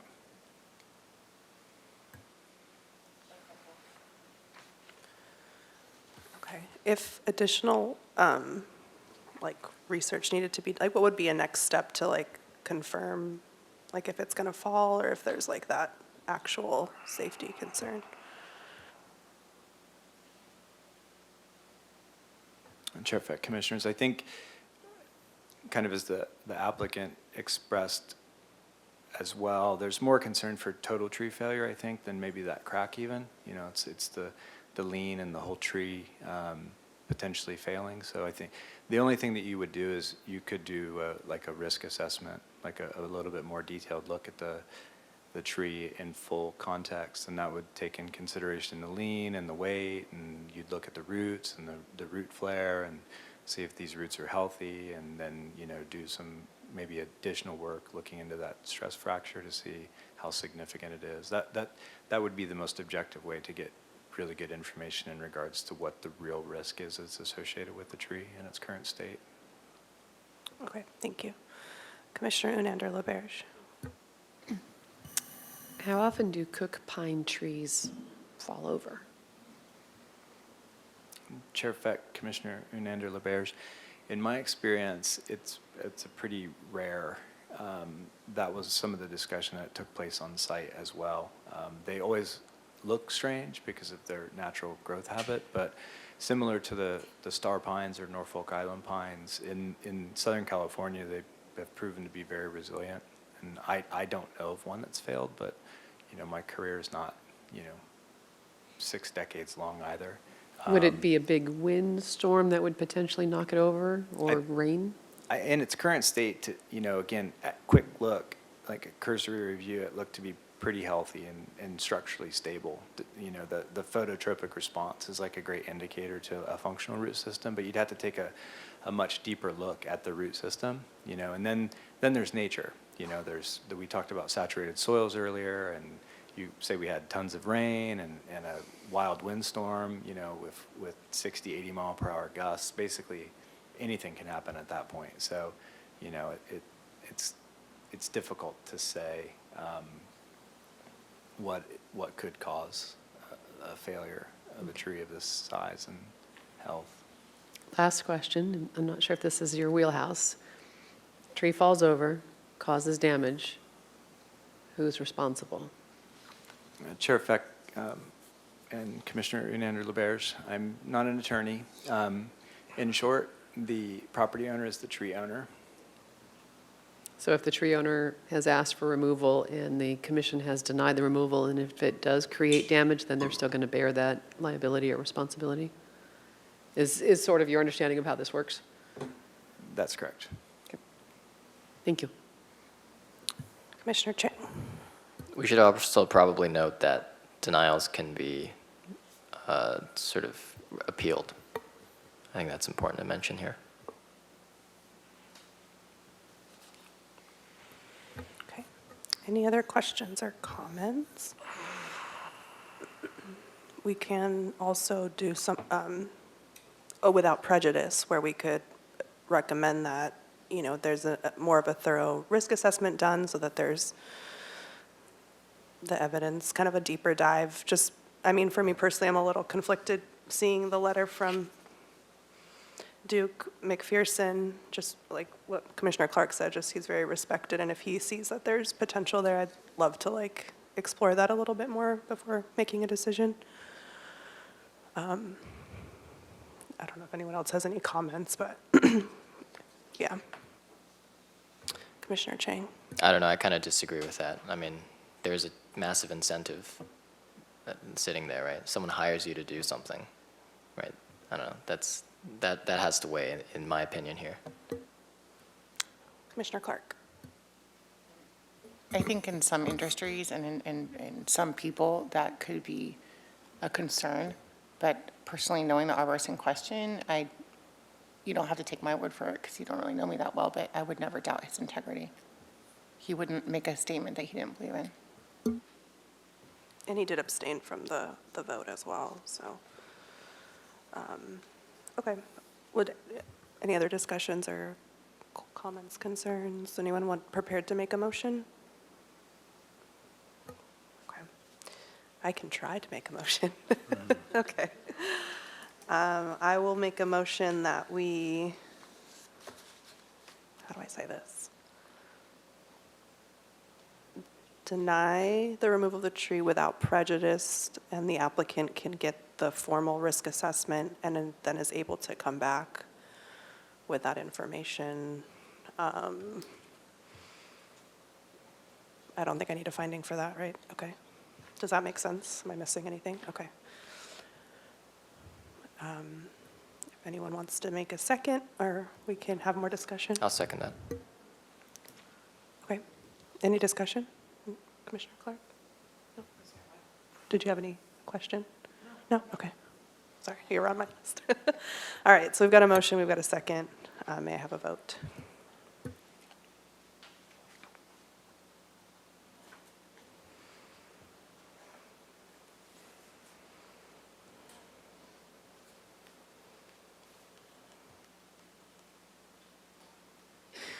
Okay, so basically, you do understand, so yeah, they'll get in contact with you about that assessment. Thank you for coming. Chair Feck and Commissioners, the last Street Tree Advisory Committee recommendation for review is a request to remove an American sweet gum located at the property at 3626 Rock Creek Road. The applicant listed a couple different reasons on the application for removal. A lot of it had to do with what they called the safety issue as a result of the debris. The sweet gum, as many of us know, drops a pretty large kind of ping pong ball size spiky fruit that's very persistent, and they can fruit in quite abundance, so it's pretty prolific. And he noted on the hardscape issues of the driveway and surrounding sidewalk concern for both his family and just pedestrians. Root damage as well. They were recently repaired, but there were stress fractures in the wall that surrounds the property there where the tree is located, as well as listed concerns with root growth towards the home, and then noted issues with struggling to get insurance due to fire-related issues. The applicant did have this policy canceled, but was able to find an alternative supplier. That is something that is increasingly common all throughout California, a real challenge for homeowners, but currently he does have insurance on the property. The committee reviewed the tree. They noted it was in really good health, well maintained, discussed the hardscape issues, kind of noted that they could be repaired, had been repaired, manageable over time. Debris was discussed. I think the American sweet gum is certainly not one of the committee's favorite trees, but debris has never been like a valid criteria for tree removal, and we've seen some previous applications that have been very difficult for very similar reasons. I previously referenced this property. I think there was some motivation and from the committee to potentially even support the removal of the tree. And this is where I talked about the character of the neighborhood. If you were able to make a site visit, there's very few street trees. Most of them are young. There's very few trees on properties. There's some in backyards, but overall the neighborhood is pretty stark when you look at total canopy cover. And that was a real big factor in the committee's ultimate decision to deny the removal. I think if it was a pretty forested neighborhood and the loss of the tree wouldn't have been as significant to the overall aesthetic, I think they may have made a recommendation to support it. But in this instance, given the lack of trees, they felt that its presence was really critical to the neighborhood, and ultimately made a recommendation to deny the request for the removal of the American sweet gum at 3626 Rock Creek Road. Okay, thank you. Vice Chair McGill. Well, as the proud caretaker of 2 American sweet gum street trees, I can attest, and I do have a question, but I'm going to say, I can attest to the spiky little balls. I can say that I have found, as for future reference, a very positive use for them. If you sweep them off the sidewalk and put them into the street tree strip, it's a great way to keep dogs from leaving stuff next to your house. So I can recommend that. Now, and I'm serious. My question is more around, I struggle with putting homeowners in a situation where they're getting their insurance canceled, because that can be a really, really traumatic experience for people. It's, you're not likely to upgrade when you get canceled and have to go out for insurance. And I noted in the comments that they said, well, it can be pruned away from the roof. So I took a pretty darn hard look at that. And we just did some defensible space pruning this year, and I think it's a 10-foot that they're looking for. Yeah, I'm not 100% sure, but they're looking for a fair distance from the roof line. And I was looking at that tree and looking at what that tree would look like if it was actually pruned as suggested to make a defensible space. And I was wondering if you had any actual conversation about that impact and what that conversation was. Chair Feck, Commissioner McGill, I think some of it, the applicant came to the committee meeting and talked through the insurance challenges, and to some extent it was kind of a moot point because he did have insurance. I think what we're increasingly seeing too is these insurance companies are driving by on Google aerial view, and they're making decisions from the computer if they see green next to a property.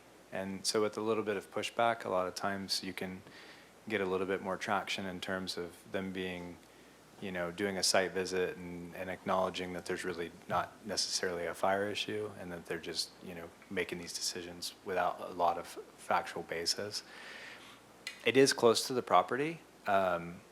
Could you get 10 feet? It might be difficult, but could you maintain the tree in such a way that the canopy wasn't overhanging the structure? You could absolutely do that. There was a really large lateral limb that developed lower in the canopy that you could actually remove that would not really change the character of the tree much over time and allow for quite a bit of space between the structure and the tree. But if you had to have 10 feet, it might be difficult for it to be a nice looking tree and maintain that distance. Okay, thank you. Any other questions or comments on this one? Okay. I don't have a speaker slip, but is there anybody online? There's no one online. Okay, thank you. Okay. Anybody prepared to make a motion unless there's more questions? No? I can make a move. Commissioner Chang, thank you. I'll move to follow the recommendation of the committee and deny the removal of this tree. I have a second? I'll second it. Any discussion? May we have a vote, please?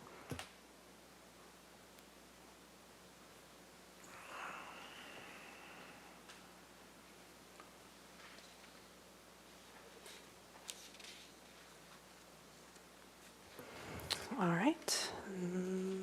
Commissioner Clark. Before you go, I was just thinking, is it within your purview or your resources as a city arborist to put together some kind of defense packet for homeowners not against insurance companies, but give them some idea of what they need to do when they get letters like that? Is there any, if I got one of those letters, I would be totally freaked out. And I'm thinking that we've been hearing about this for a while. Seems like we should be able to support homeowners somehow. Chair Feck, Commissioner Clark, we lean on the fire prevention services staff quite a bit for that. So there's dedicated staff within the fire department that really kind of are experts in that role. They're working actively all the time with homeowners on defensible space. So they're tied in a little bit more directly to that. And this is sort of it's almost, I don't want to say in its infancy, but it's definitely an evolving kind of problem throughout the state, and there's lots of developments that are kind of going on. But there's some good resources, and we've worked pretty closely with fire prevention staff on other properties that aren't within high fire hazard zones that have had trouble with insurance. And it's going to continue to keep evolving because people, they just don't want to insure properties anymore, and they don't want any vegetation on no vegetation on the parcel pretty much is kind of the policy that they're we're trending towards. So it's going to keep evolving and getting probably more and more difficult, but there's good resources within the city for that. Okay, thank you very much. Okay, next item is the director's report. Chair Feck and members of the commission, I'm going to briefly go through the report. You have it in your packet for today's meeting, since we do still have the mid-cycle budget that we need to present. So first of all, and this is upcoming, we will be hosting a second community workshop on our efforts to reimagine Franceschi House on Saturday, May 11th. The Riviera Ridge School has graciously made their campus, a building in their campus, a room in their campus available for that. It was successful the last time that we had the workshop. It'll be from 10 to noon. Since the last workshop, we've been working with our design team to come up with 4 different concepts that will be presented, as well as reviewed the feedback on the community survey extensively. We had 696 respondents to our survey. So as you can imagine, that's a lot of information. Now, most of it, all of it, except one question was close-ended, so that's helpful.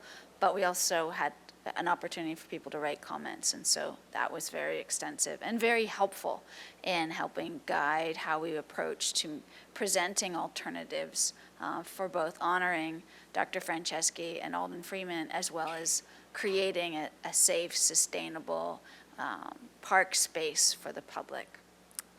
So once we have that workshop and get feedback, we'll also have a very brief survey that people who are unable to attend the workshop, it'll only be open for a couple of weeks because we do need to get busy with actually coming up with a concept that we would take to the Historic Landmarks Commission. And that concept would literally be our ideas. So similar to, not as detailed as what the commission received related to Ambassador Park, for example, but enough to be able to determine if we're on the right path from a historic structures standpoint.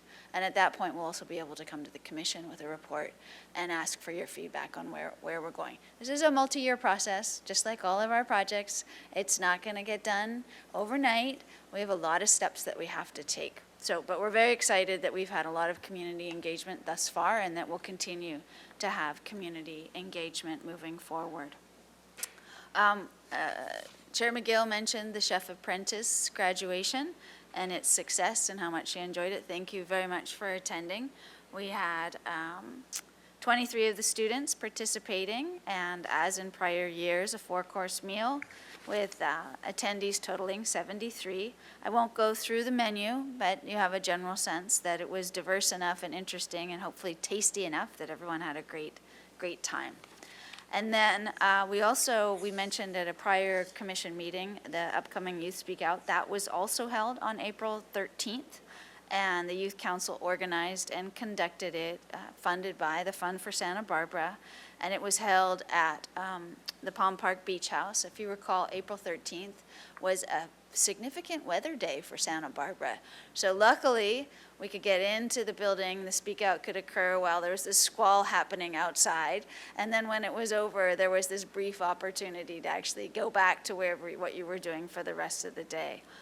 The Youth Council is debriefing on their efforts, and I anticipate that they may be coming forward in the near future with recommendations on how to move forward with some of the ideas and suggestions that came out of that. So I'll leave it for the Youth Council to report back to council on what that might be. So that's, and it's the total for the director's report. Happy to answer any questions. Otherwise, we'll jump right into the budget presentation. Okay, thank you. Any questions on the director's report? Okay. Financial plan time. Let's get the PowerPoint going.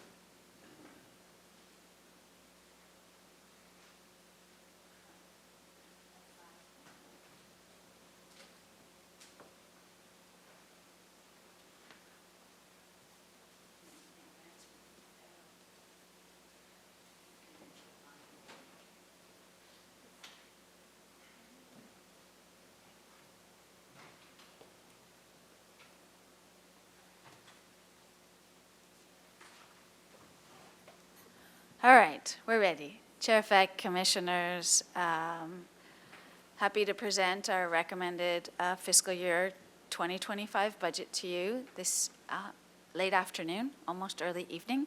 And you had a very thorough presentation from the Finance Director regarding a number of the issues facing the city. This is the second year of a 2-year plan, so the Commission actually saw essentially a lot of this already. We have made some changes and some tweaks, and it's our opportunity to revisit the things that we intend or hope to be expending city funds on, as well as revenues, and then the programs and services that we provide. Next slide, please. So for today's presentation, both Jasmine LeBlanc and Tina Nelson and I will tag team our way through it, and we will be talking about just providing a general overview of our department, specifically the general fund budget, including our revenues, expenses, and fee changes, capital projects, and then the golf fund budget, and the same thing. And then also briefly going into city outcomes for reaching excellence, which has replaced our performance measure program. I'd like to share with the Commission that we also have Rich Hanna, Simone Herrera, and Adam Porte from our management team here to answer any questions that you may have or add to the discussion, and really take the opportunity to recognize that the budget that we're presenting is a team effort of Parks and Recreation. Keith DeMartini talked about how we started in October. It's true, and we really actually work on our operating budget starting in November, December, January, February. A lot of work goes into developing our proposed budget. We take extensive amount of time looking at our revenues, looking at our expenses, looking at how our allocated costs are changing. And it's not just managers, it's also supervisors, particularly recreation supervisors, but also our parks supervisors that are engaged in the implementation of programs and services that we need funds for. So although there's just a small group of us here today, I would like you to know that this is a pretty significant effort that staff undertakes. We take very seriously. We are bound by being required to generate revenue in order to provide the services that we provide to the community. So with that, I'm going to turn it over to Jasmine, and we'll go back and forth and hopefully be able to answer any questions that you have. Lastly, I would just say this is an action item. Every year we ask the Commission to make recommendations related to the budget, which we forward to the City Council. Presentations to council, as you have learned, will be very different from what they've been in the past. The department does not get to have its own standalone presentation to the City Council. The presentation on May 14th will be all general fund departments and programs. So our department will have one slide. That said, we're there to answer questions and have discussion and be able to respond to any issues that the council brings up. And then similarly, the following will be for the enterprise, and that's where the golf fund and also the capital program will come up. And capital is generally presented as a city-wide endeavor. It's not individual department by department, although we do try to bring up the key projects that we have. So with that, I'll turn it over to Jasmine to walk you through the general fund. All right. Thank you, Jill. Jasmine LeBlanc, Parks and Recreation. I'm going to start with a brief department overview. As you all know, we have a very broad mandate and a very wide breadth, going from the beaches all the way up into the hills to our front country trail system, parks big and small, 16 community buildings, over 1,800 acres of land, 70,000 miles of beaches, all kinds of special recreation facilities. So our role really is to provide clean and safe parks, facilities, and beaches to the community, to protect the natural resources here, and to really improve the quality of life for visitors and residents here in Santa Barbara. So we wouldn't be able to do that without a wonderful staff. Our staff are in 16 different programs, so all of those different kind of broad array of services that I just talked about are in 16 programs. We have 82 full-time employees, and that's what you're seeing in this pie chart. There are more full-time employees in parks than recreation, but we've got and typically around 235 part-time employees in our department as well. And in that case, we've got more part-timers in recreation than parks. And those part-timers enable us to deliver services and really provide, a lot of times they are the face of the city to people, providing camp counseling, cleaning our parks and restrooms, lifeguarding our beaches, and so on.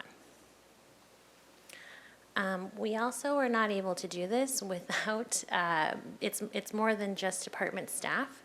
We also rely on a variety of maintenance and management contracts, service agreements, and co-sponsorships and collaborations.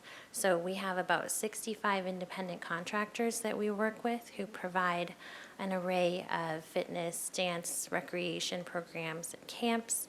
We have 14 co-sponsors that provide some of the very well-known recreational programming around town, including groups such as Pony Baseball, the Tennis Patrons, the Santa Barbara Swim Club, and so on. And then those maintenance and management contracts allow us to, again, provide that array of services we do, whether it's assistance with our urban forestry program, park maintenance, and custodial, you name it. So this fiscal year 25 budget proposal is largely in line with what was presented to you last year, with what our expectations were for fiscal year 25 would be. From that base that we developed and presented to you last year, we've made some modest revenue target reductions and some minor, I would say, relatively small increase for water, and some adjustments to our part-time staff salaries. Those we've recommended for increasing to maintain competitiveness. And I'll go into detail on all of these in the next couple of slides. So now delving into the general fund. The overview budget is $25.2 million of expenses, which will be supported by just under $8 million of revenue and about a little more than $17 million of general fund contribution. And this is, as I mentioned, largely in line with what we expected last year. There's a slight adjustment.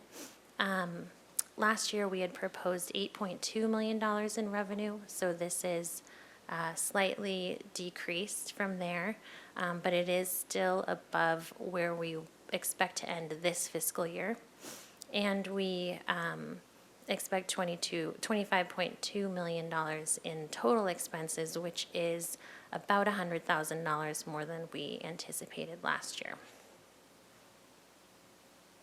So going a little bit further into that revenue expectation, this pie chart should look pretty familiar to you from previous years.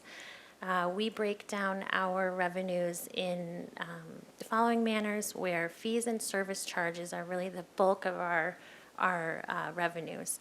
And those are comprised primarily of those direct service, the services that we provide that have a fee associated. So wedding, venue rentals, picnic reservations, camp, camp participation, things along those lines.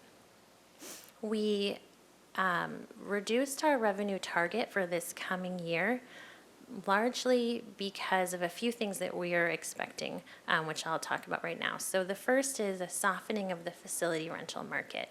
We saw quite a surge post-pandemic of people who had been waiting to celebrate some of those major milestones in their lives, such as weddings, and we got a lot of bookings. While most of those people have already now been able to actually hold those celebrations, and we're kind of going back to normal in terms of the demand for that type of thing. We also are still facing some impacts of the winter storms that began in 2023 and have continued into 2024. Notably, as we all can see, the beach is a lot narrower, and this has impacted interest in holding outdoor events on the beach, wedding ceremonies, things like that. And it also continues to reduce the amount of volleyball courts that we have on East Beach, which is something that we use for revenue generation, especially summer camps, things like that. And then one more thing, which is probably just something we'll experience this year and kind of a little bit out of our control, but that the school district summer recess is actually 1 week shorter this year than normal. So it's 9 weeks instead of the usual 10. So now moving on to the proposed expenditures. I'm going to go into each of these in the next couple of slides, but this gives you a picture of the general breakdown of that 25.2 million. You can see that about 60% of it is in salaries and benefits, with another 2/3 split between those internal services, which were touched on briefly in the presentation before, supplies and services, and then a small amount other special projects, things like that. So again, looking at salaries and benefits, this is just under $15 million for our department. It includes the negotiated full-time employee salary and benefit, salary and benefit increases that, again, were discussed in the previous presentation from our finance director. And we also worked as a department to raise the part-time employee salaries and corresponding benefits for our part-time employees. As we mentioned, we rely on 235 people, and so we want to make sure that we're providing attractive, competitive wages so that we can get great people in those positions. Digging in a little bit more in the city internal services, this year the program area is growing by 25%, up to just under $6 million. So it really becomes quite a large portion of our department's budget. And it is challenging for us as we develop the budget, because it's largely, this portion of our budget is developed outside of this management team's hands. So it's a key program area. We can't operate without getting the support of IT, utilities, insurance, fleet, and so on. But it is a challenge because those costs are rising, as you can see, pretty dramatically. And then taking a look at supplies and services, this is the next big chunk of our budget. And much of what you see here, a little bit more than $2 million, or almost half of it, is in contracts. This is mostly associated with what we call revenue contracts. So all of those 65 service agreements that I mentioned before for fitness, offerings, summer camps, etc., are generally on a model where all of the revenue that's collected runs into our department, and then some of that runs out of our department as payments for those services. So it's kind of largely a wash, so to speak, in terms of how that affects our budget. So looking at some of the other components here, you can see that water is growing to become close to $1 million of expense. And one thing to note for water is that about half of that cost is in water meters. So even if we turned the water off in every single park, we'd still have $500,000 of expenses to pay for water.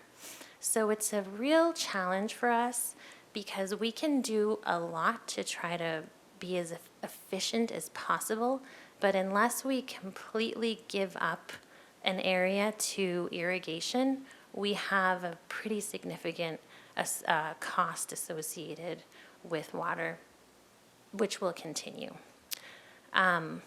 So we requested an increase in water this year based on our understanding of what's going on with water rates, and that increase will hold us steady in terms of being able to buy the same amount of water next year as we were able to this year. So we're pleased with that, and that is the reason why we're seeking a little bit more in $25.2 million instead of $25.1 million for this coming year.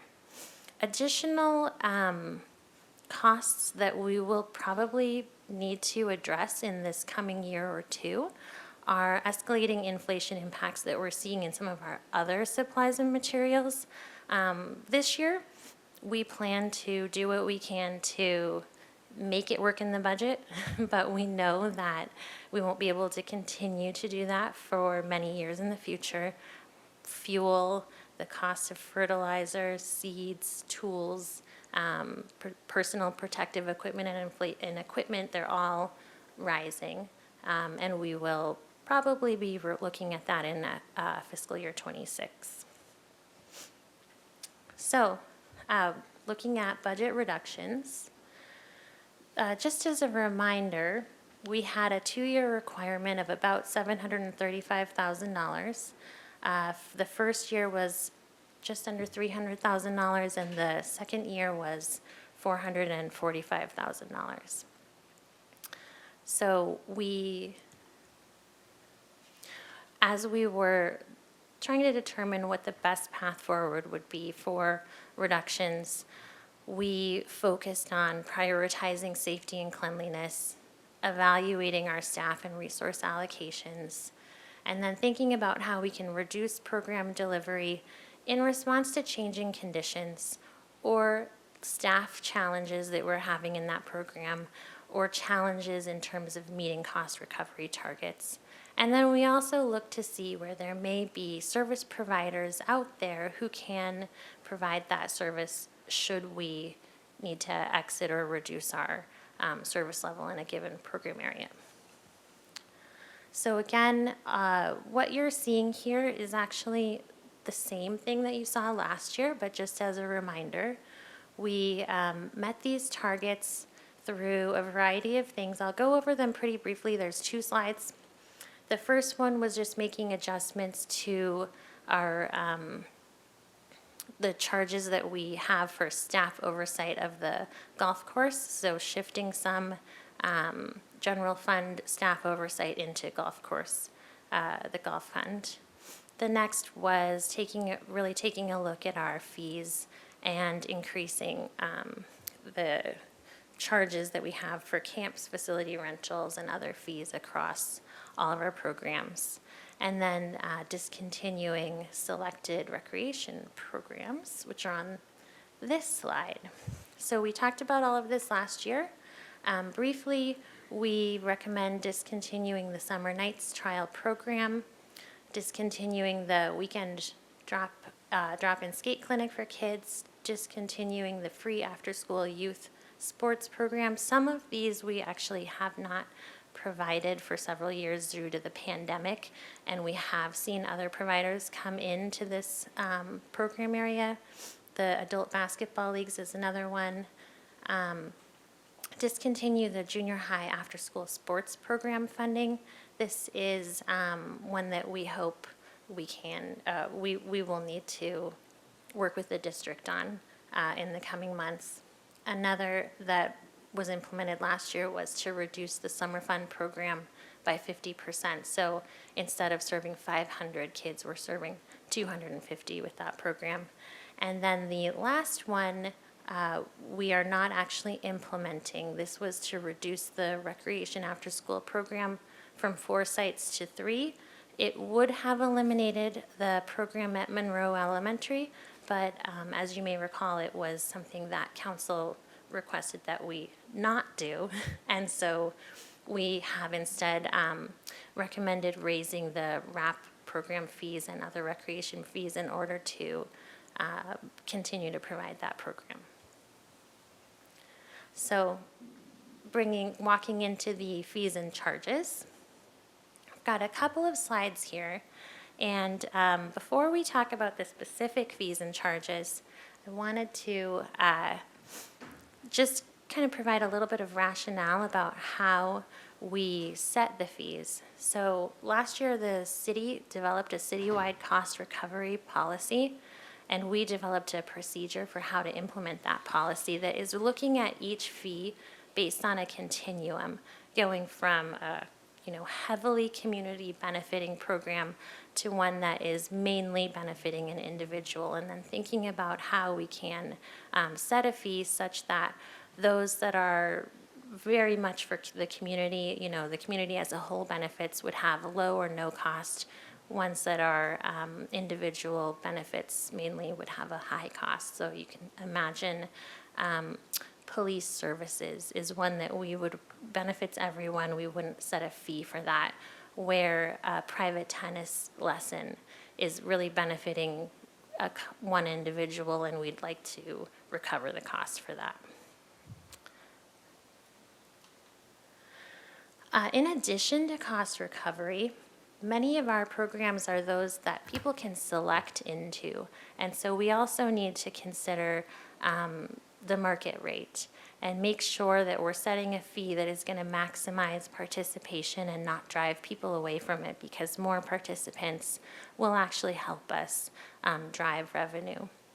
A lot of times the fee can be set to actually encourage compliance too, and ensure that people will pay the fee rather than find a way around it. And that helps us to actually make sure that our resources are used more appropriately. So as I mentioned, we find that participation drives revenue. You can think about places where we get lots of people participating, and it ends up really helping us to meet those cost recovery goals. We also are looking at things, as I mentioned, how does it benefit the community, and how does it maybe, can we make some, how do we consider the fee so that we're actually getting the right fee for the audience that we're targeting? So again, here is the breakdown of how we consider the fees in a little bit more detail. So from things that are very high community benefit, going up to 20% of the total cost of that program. Things that have kind of a lower community benefit and more of an individual benefit being something where we would target close to full cost recovery. And then other programs that are somewhere in between there on the continuum. So finally, looking at the actual proposed fiscal year 25 fee changes, these are again largely, we're really only highlighting things that are sort of note. And so we're looking at doing about 10% increases on our indoor and outdoor facility rentals. We, as I mentioned before, are looking at an 18% increase in our RAP program, Recreation After School, which translates to about $25 a month for that daily after-school program. In general, our classes and camps will have about a 3% increase.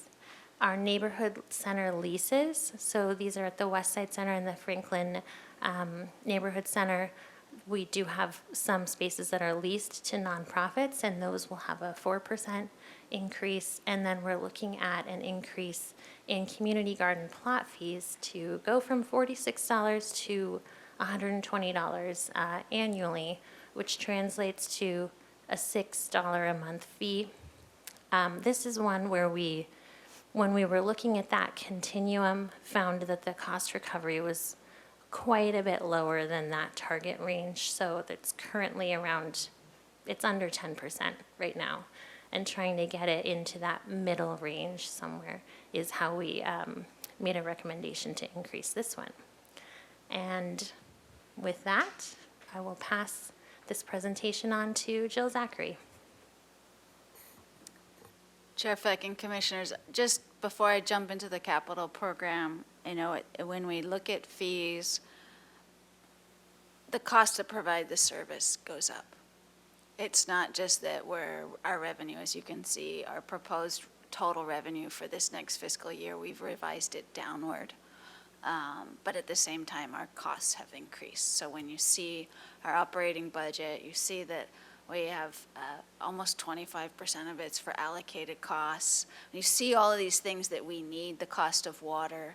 You know, we have to figure out what it costs to actually provide these services. And as those go up, even though I would honestly share with you that Parks and Recreation strives to be as efficient as possible and to maximize our resources, there's things that are beyond our control.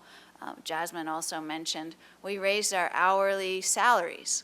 Well, we had to figure out how to do that within our budget. It's not something that the city council or the city administrator or the finance director said, oh, here's X more dollars to pay your staff more. We had to figure out how to do it within our budget because we know we need as highly qualified and experienced part-time staff as possible.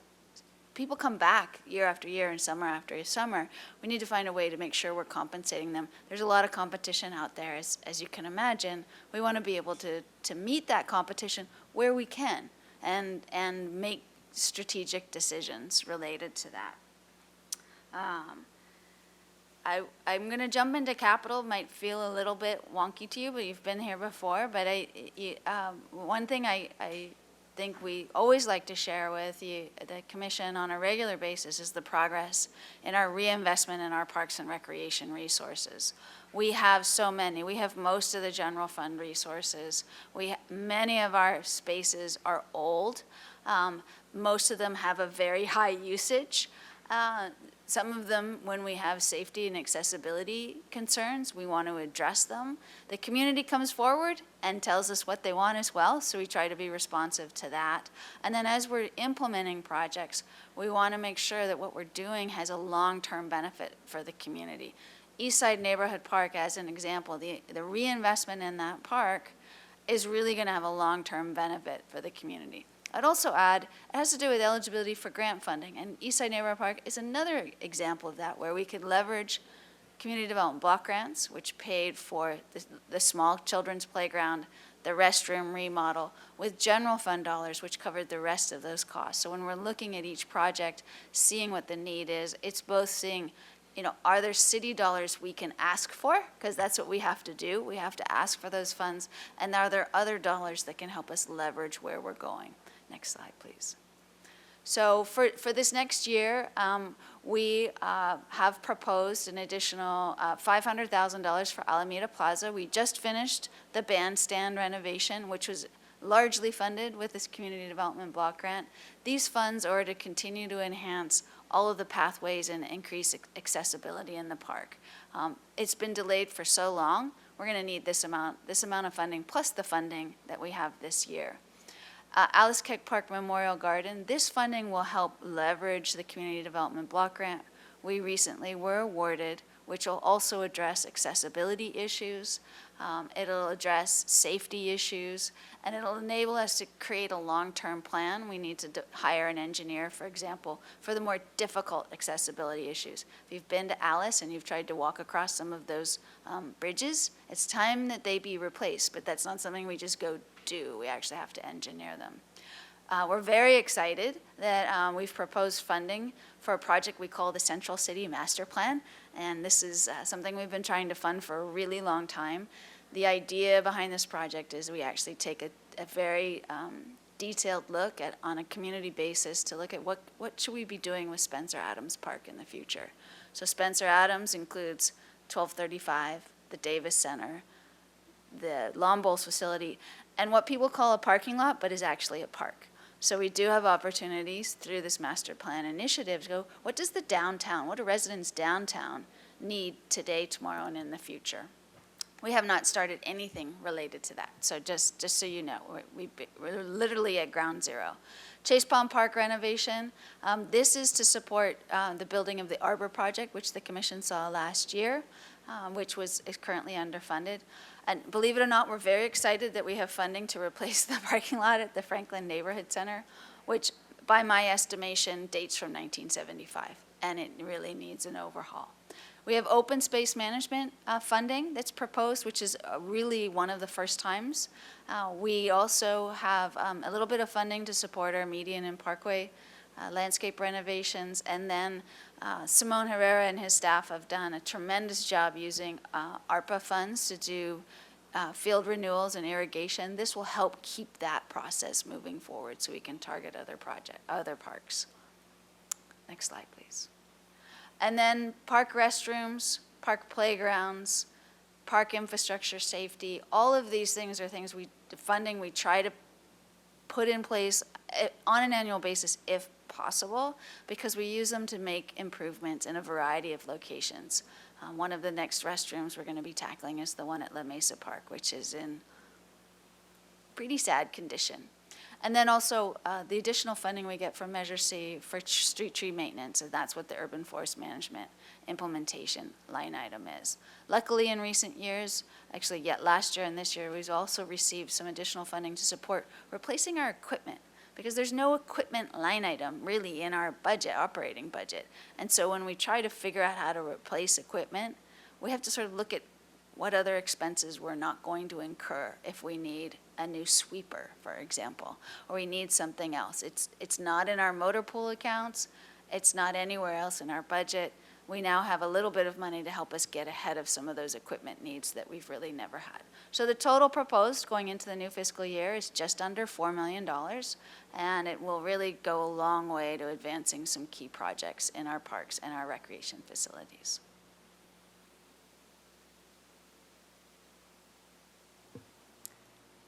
Tina Nelson, Parks and Recreation. I'm going to introduce the Golf Fund to you. Next slide, please. So the proposed revenue has slightly increased from what was presented to you for last fiscal year. It's proposed at $4.7 million. You can see that 92% of that is generated through fees at the golf course, the green fees, the cart fees, the merchandise that is sold, the lessons, and such. And then we have $0.35 million that is generated through the restaurant concession and interest income. Proposed expenditures are increased in proportion to the revenue. Significantly, we have the same water impacts at the golf course that we have been challenged with at the Parks and Recreation and the General Fund. So we have increased water by about $100,000 in what we're anticipating for proposed water costs in the next fiscal year. The supplies and services budget is where the contract is warehoused. Corsco is the vendor that actually manages the golf course operations for us. So within that, 80% is the golf course maintenance, cost of goods sold, and oversight of the golf course through Corsco. And then you'll see in salaries and benefits, that is the city oversight that we have allocated to oversee the concessionaire and the contractor that actually operate the golf course, and just a slight amount of allocated costs. The golf course is an enterprise fund, or the golf fund is enterprise, so similar to downtown parking, it's expected to pay for itself through the fees that it generates, not only the operating budget, but the capital outlays to repair and replace infrastructure and enhance the golf course. So you'll see there that we have $600,000 on the budget for capital outlays in the next fiscal year. Next slide, please.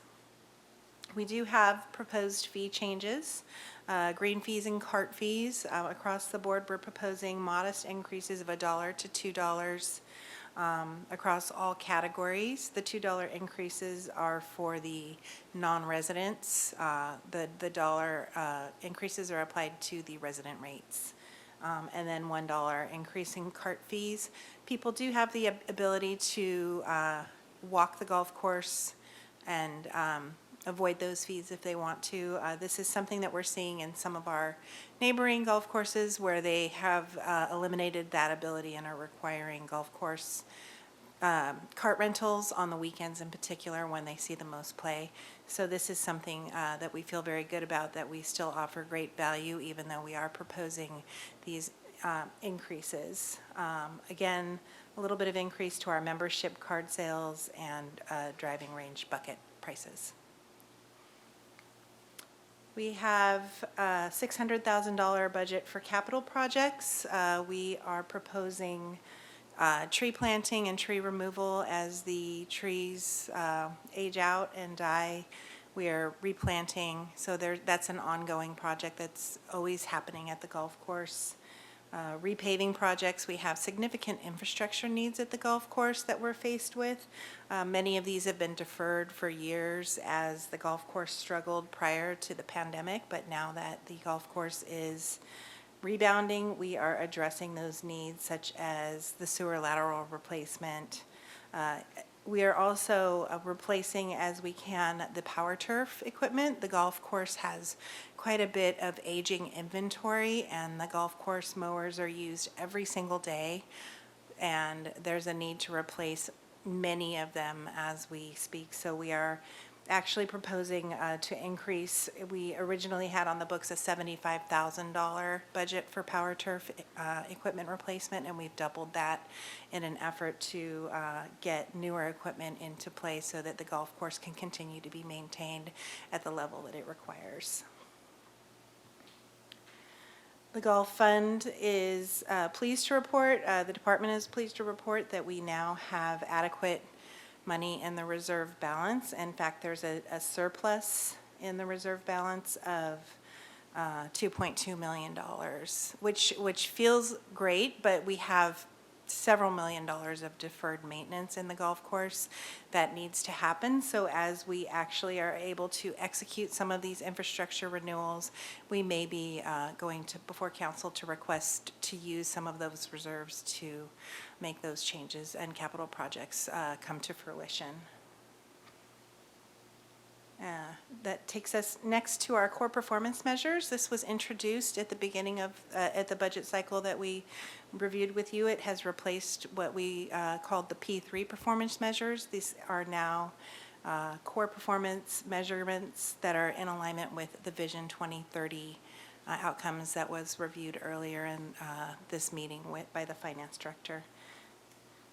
We have 3 department goals, and the city, we're in alignment with the rest of the city departments in this. The first is thriving workforce, so every department within the city has a thriving workforce goal, and then as a department, we developed our goal within that and then build performance measurements around these goals to achieve the overarching thriving workforce goal. So for this department, we want to ensure that Parks and Recreation meets or exceeds community expectations through a workforce that is engaged at properly staffed facilities.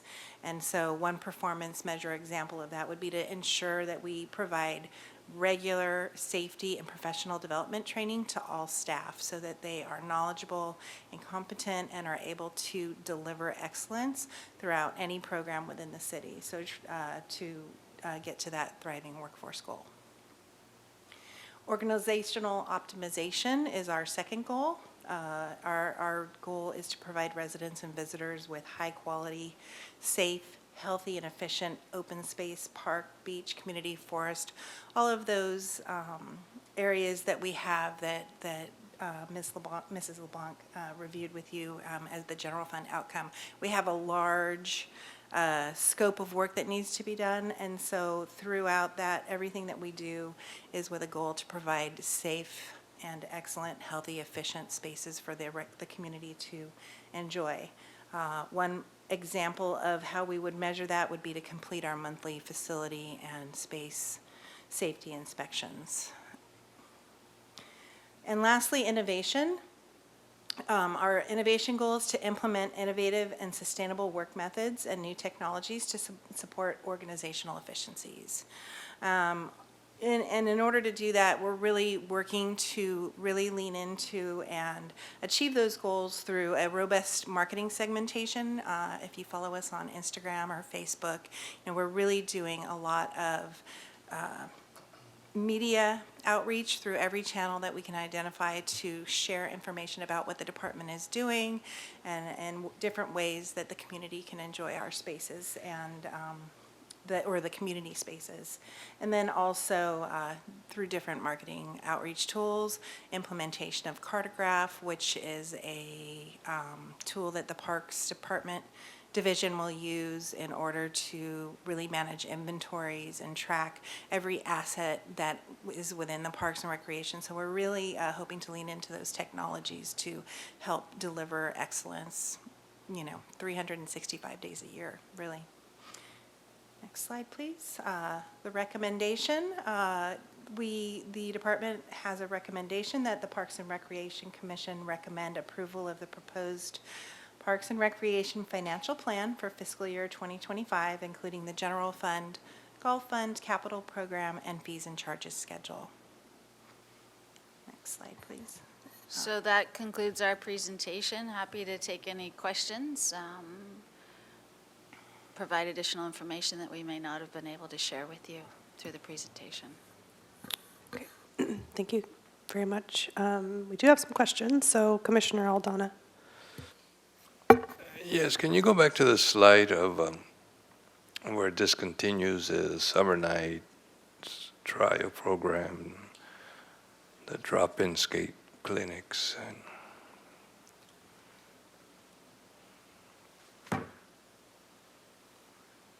I apologize, it's moving really no slowly for some reason. no problem.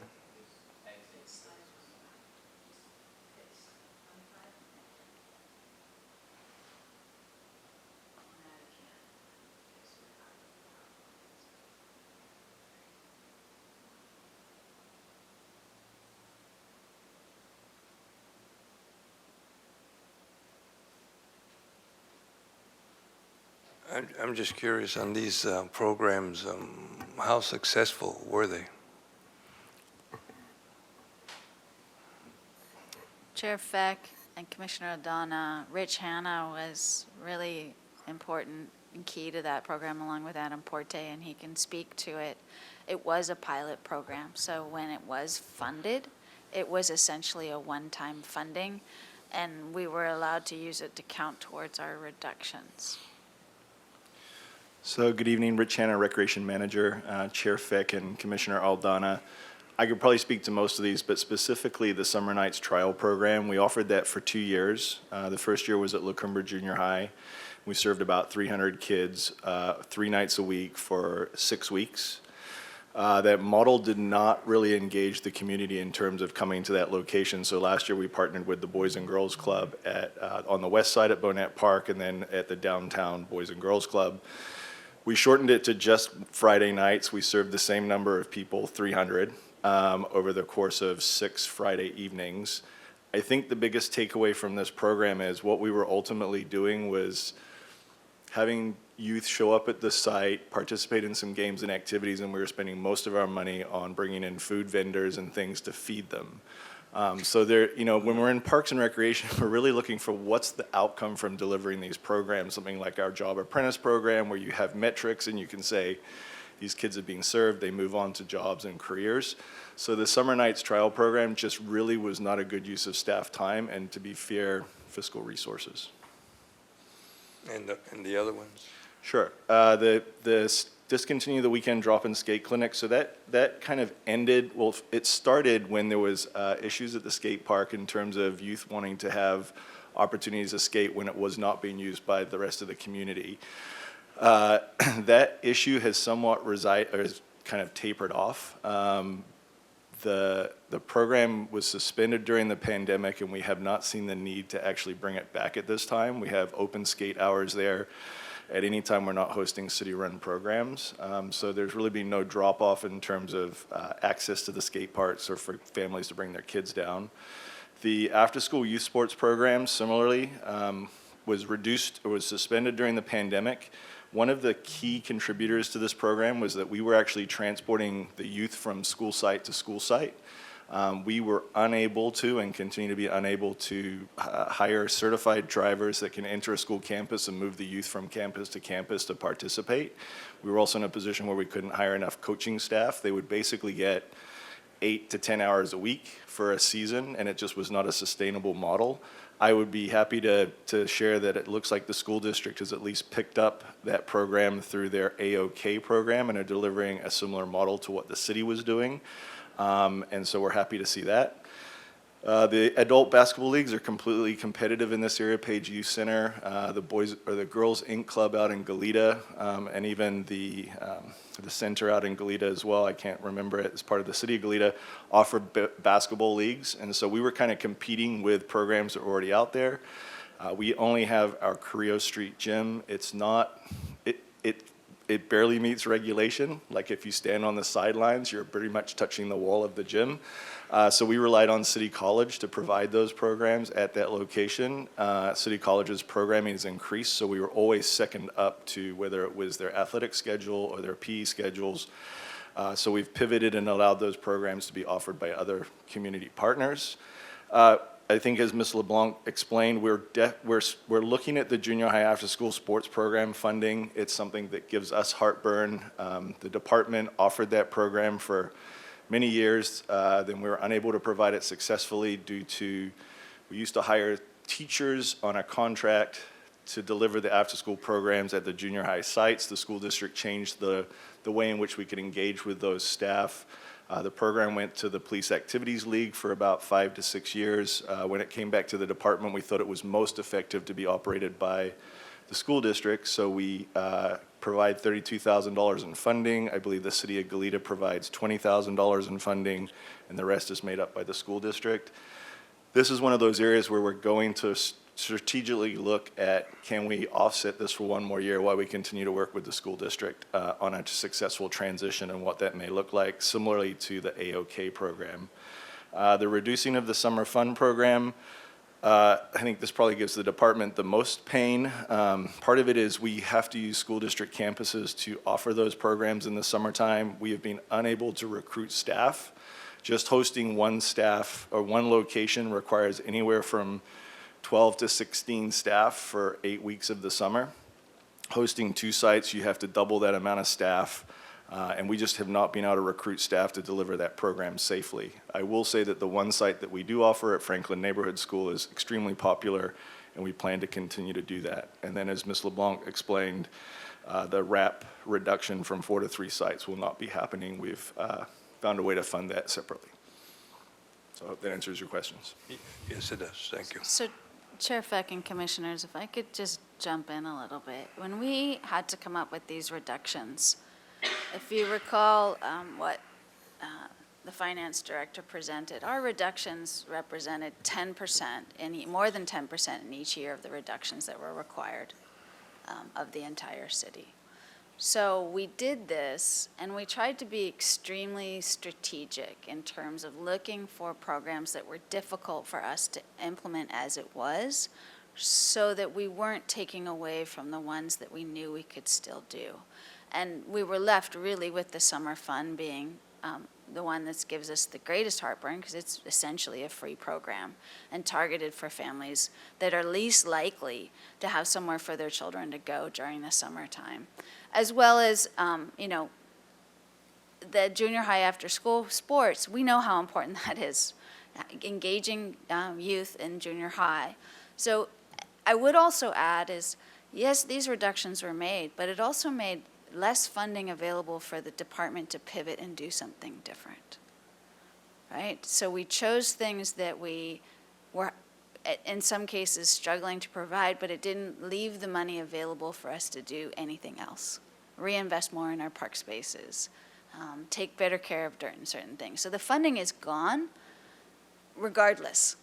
Hopefully I'm making sense. So if we didn't have to make those reductions and we changed these programs to stop doing them, we would do something else with these funds to support the community and provide services.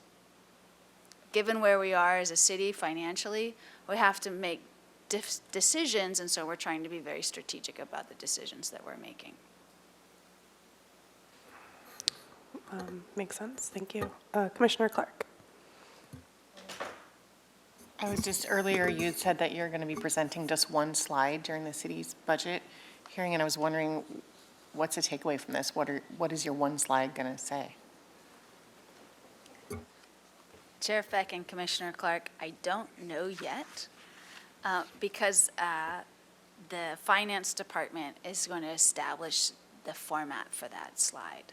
It's actually probably more than one slide, but it's a few slides, and it'll be following a similar methodology that we've presented to you, but in a very, very, very abbreviated format. So it will be expenditures, revenues, reductions, Capital comes separate, and then there could be, key initiatives, key issues, those types of things that we would include. But we don't have the template yet for those slides. But it generally just really summarizing our department's budget down to a few slides. I would add that the online budget tool has been under development for quite some time, and once people get used to it, it's actually a very useful way to actually access and review and see what's in the budget. So we have this companion method for people to be engaged that doesn't rely on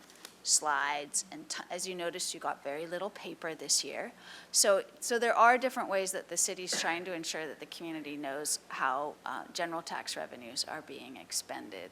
And then through the course of the year, also the commission is aware and experiences, we provide updates. We go to council to award contracts. So there's business items that are before the commission and the council throughout the year, and it doesn't always fall to budget.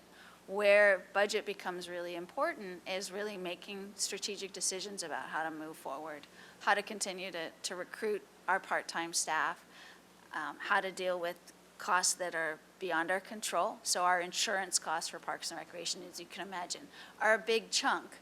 Why? Because our budget's allocated those insurance costs. It doesn't sit in some other insurance budget. So it's like, oh, Parks and Recreation has 60 facilities and the insurance cost is X. So it shows up in our budget. That makes sense. Commissioner Chang. I just want to say good work. Just looking through the list, it seems like you're cutting down on a lot of what seems like mission creep. So, I'm sure it wasn't easy to make those decisions, but great job and keep it up. Vice Chair McGill. Yeah, I feel like a lot of the questions were asked earlier this evening of Mr. DiMartini in terms of allocated costs and things that are basically out of your control, but don't go away in my mind as questions. So when you're looking, don't get rid of this slide because I do want to ask a question about it, but if I'm remembering the allocated cost slide correct, facilities was 53% of the increase versus 20% for insurance, and I noticed that really the focus has been on talking about insurance, but the big elephant in the room on the table was facilities, and I'm just curious to know what that's all about, and then in your perfect world, what would you be doing about allocated costs that could help you? Chair Feck and Commissioner McGill, can you restate that? I was looking for the slide, but my understanding from what you said is My memory is the slide says that the facilities cost is up 53% versus all the other costs that are up more like 20-ish. So that is correct. I think Jasmine LeBlanc and Tina Nelson spend most of their time working on this. The basis for how the Public Works Department determines its facilities expenses relate in part to the number of work orders that they may respond to on behalf of the department, as well as a cost matrix analysis that was done a few years ago. It's imperfect, and one of the discussion items that we have internally throughout the city is how to make it more relevant and accurate and actually display the actual costs to each department based on what's going on. I don't know, Jasmine or Tina would like to add anything. Chair Feck and Commissioners, I would just add that caught our attention as well. Caught our attention as soon as we saw the number, which I believe was early December. And we've been working on it very closely across the city, actually, to try to figure out what is driving that cost increase. Not only, is the methodology right and is the data going in correctly, but what are the cost drivers? Because that is not a sustainable rate of growth for any program in the city.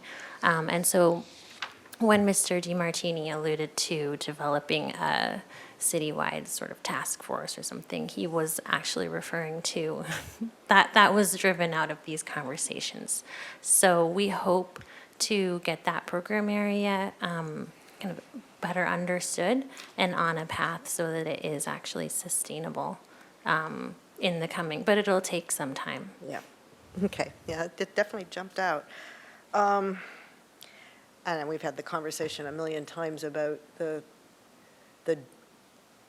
struggle between having to generate revenue versus serving the people who actually need the service the most. And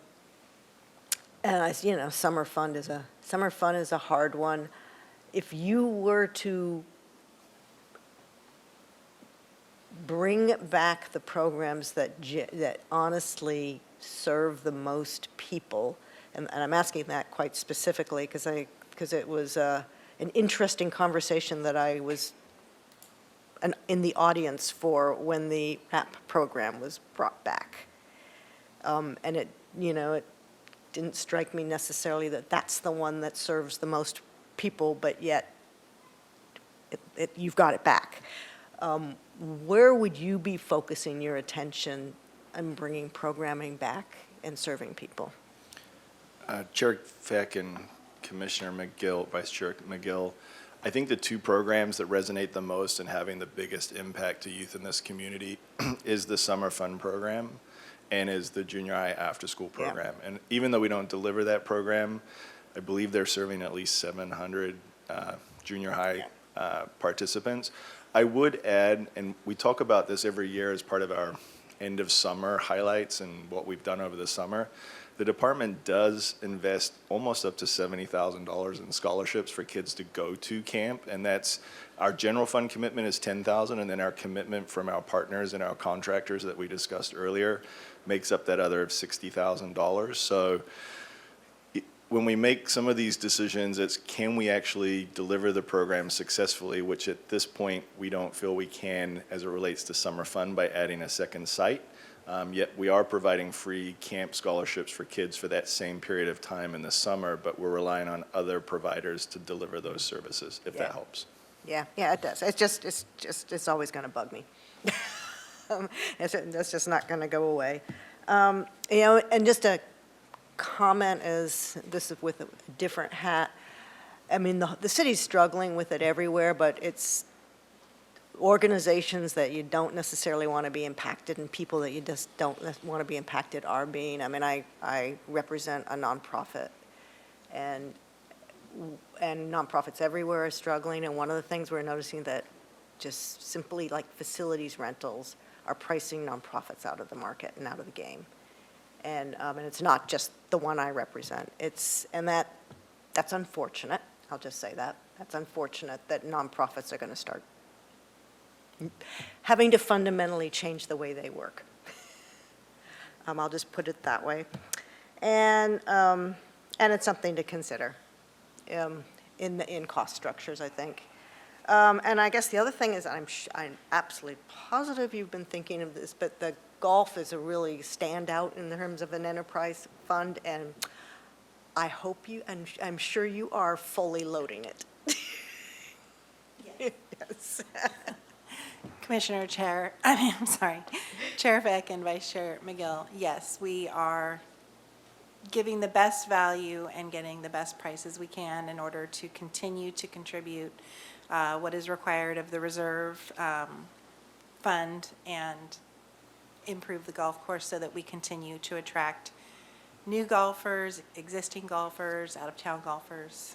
Yeah, and what I really meant is fully allocating all of your costs that you can, so that it doesn't need to be subsidized. Yeah, thank you for clarifying that. Yeah. Sorry, I misunderstood. Yes, in fact, one of the big changes that we implemented last year, because the golf course was in a position to do it, was to allocate overhead costs to the golf fund in addition to the salaries and benefits and things. So it was a significant jump. I think it was $42,000 just in overhead charges alone. So we did do that as part of this initiative. Thanks. Commissioner Lesnar Buxton, did you have a comment?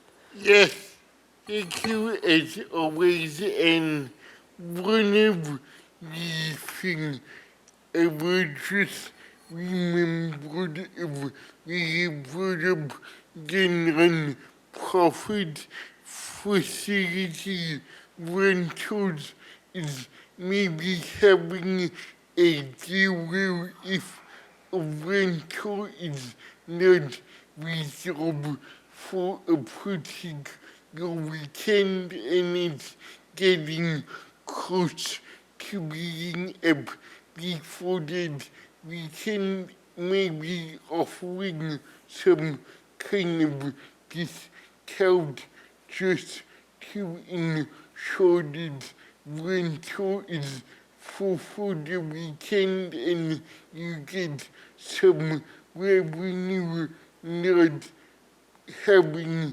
to pass on the revenue. I don't know how it would work with staff salaries, but often time myself and I would love to have a meeting like with 7 days notice of site and a discounted rate, and I think that would help many non-profits to be like, oh cool, the Davis Center is available a week from Tuesday and we could get it 25% off.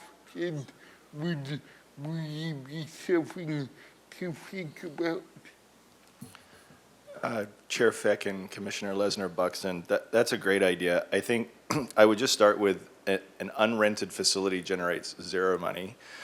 So we're pretty strategic in making sure our fees are priced adequately. We currently offer a 20% discount on all of our facilities for nonprofits, and we have weekday rates, and then we have peak rates, which are typically Fridays, Saturdays, and Sundays. Beyond that, we also have rates that allow for, if you're reserving a facility for multiple weeks, so every Wednesday for 6 weeks, you actually get a discounted rate for that because we would like to see that business continue to rent that space. And it's typically during the week at times when the facility is not being used to generate other revenue for the department. I'd be more than happy to sit with you, Commissioner Lesnar Buxton, and hear some of these other ideas. We do try to implement those currently, and we do look at the rest of the rental market around us, and we are very competitively priced, if not below what's currently being offered in the community. But I would like to see our facilities, at least Monday through Friday, between the hours of 10 and 3, be a lot more occupied than what we currently have. Thank you, and when is the Davis Center reopening? Chair Vic, Commissioner Lesnar Buxton, that's the $1 million question. No joke. Well, and literally because, just for more information than perhaps one might want, we had to, and this is a classic Parks and Recreation challenge, we wanted to do the exterior renovation and the interior renovation at one time, right? You want to do the whole building, right?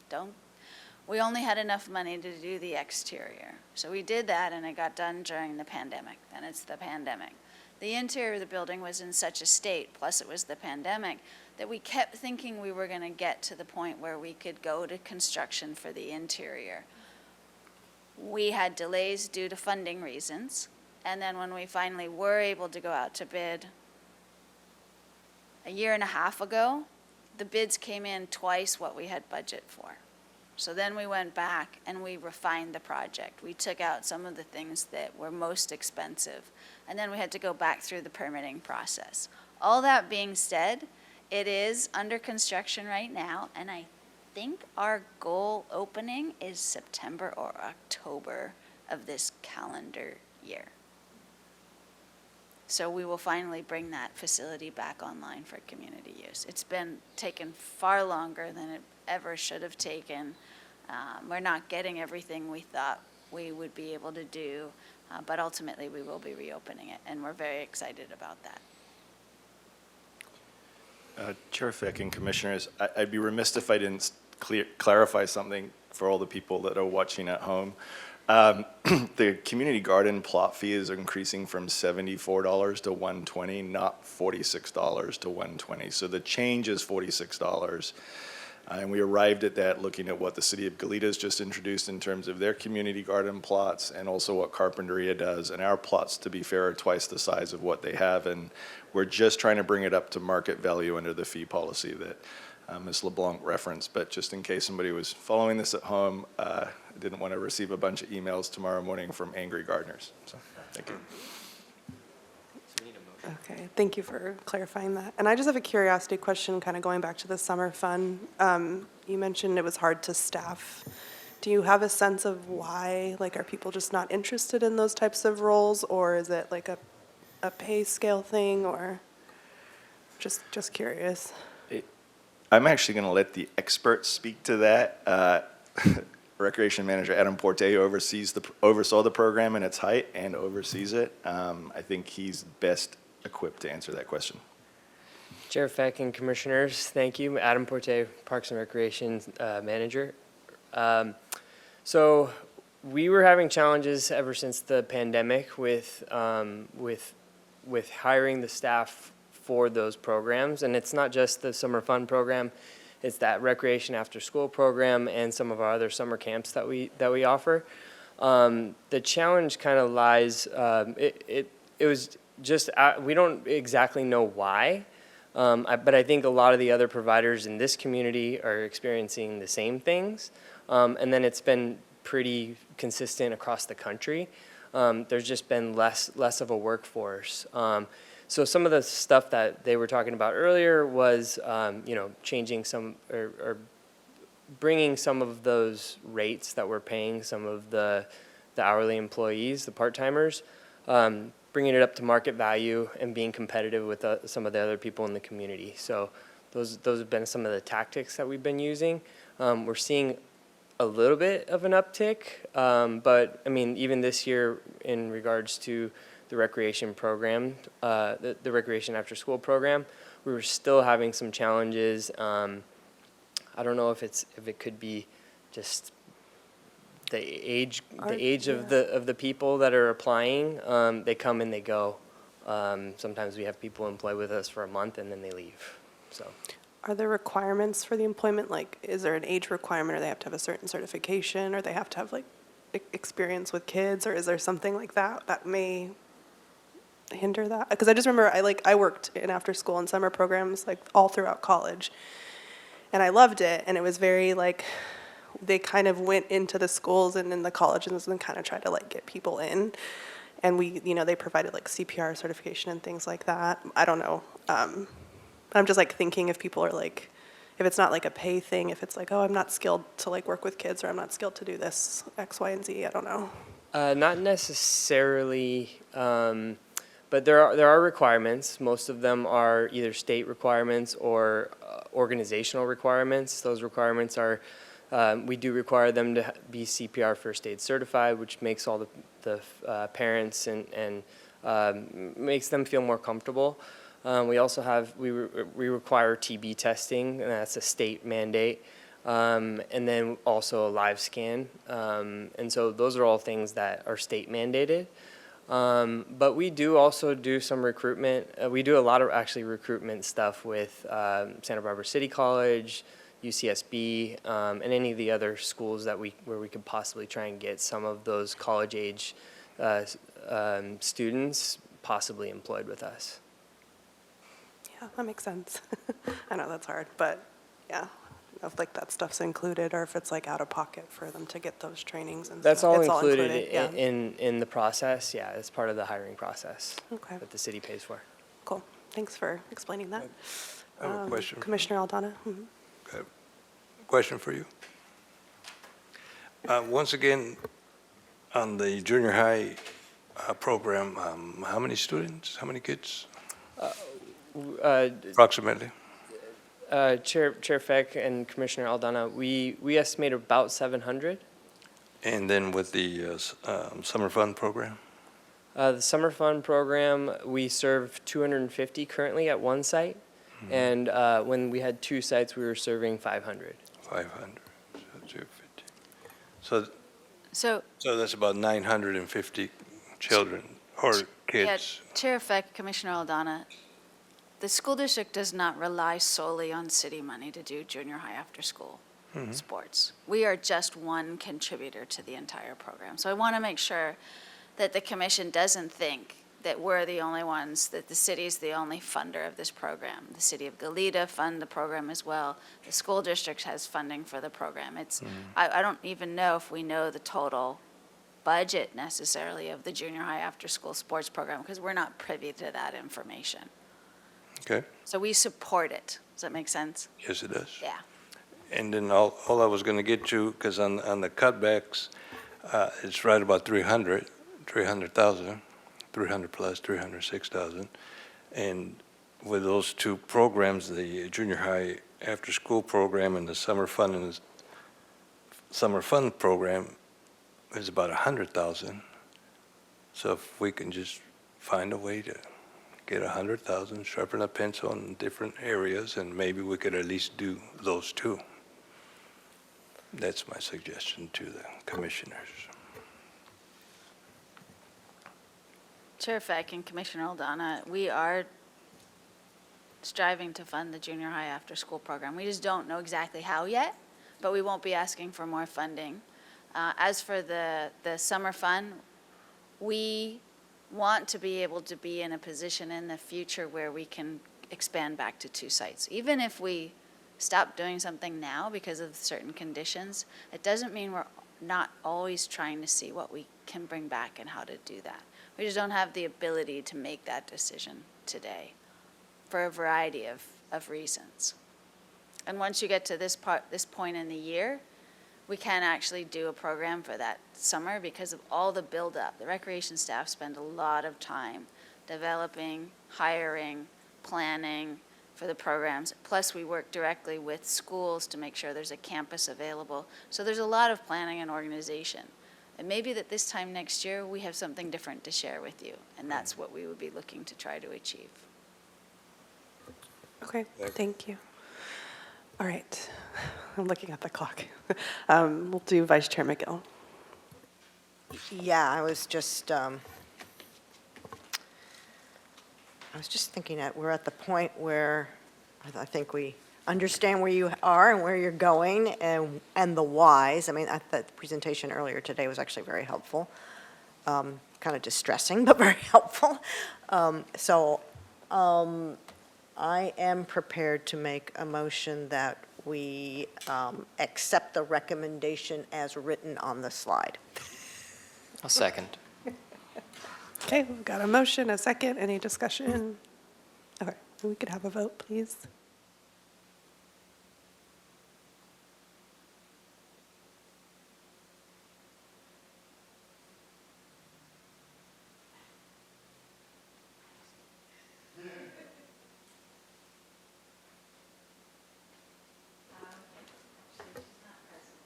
Oh, okay.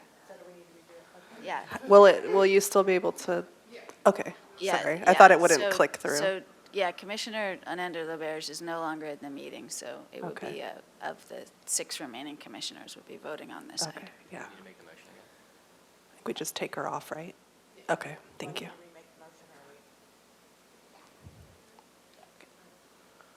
There we go. Thank you. Yeah, I was like, it's not going to click through. Okay, not present. Awesome. Okay, that concludes. Thank you, everybody. Thank you for presenting to us.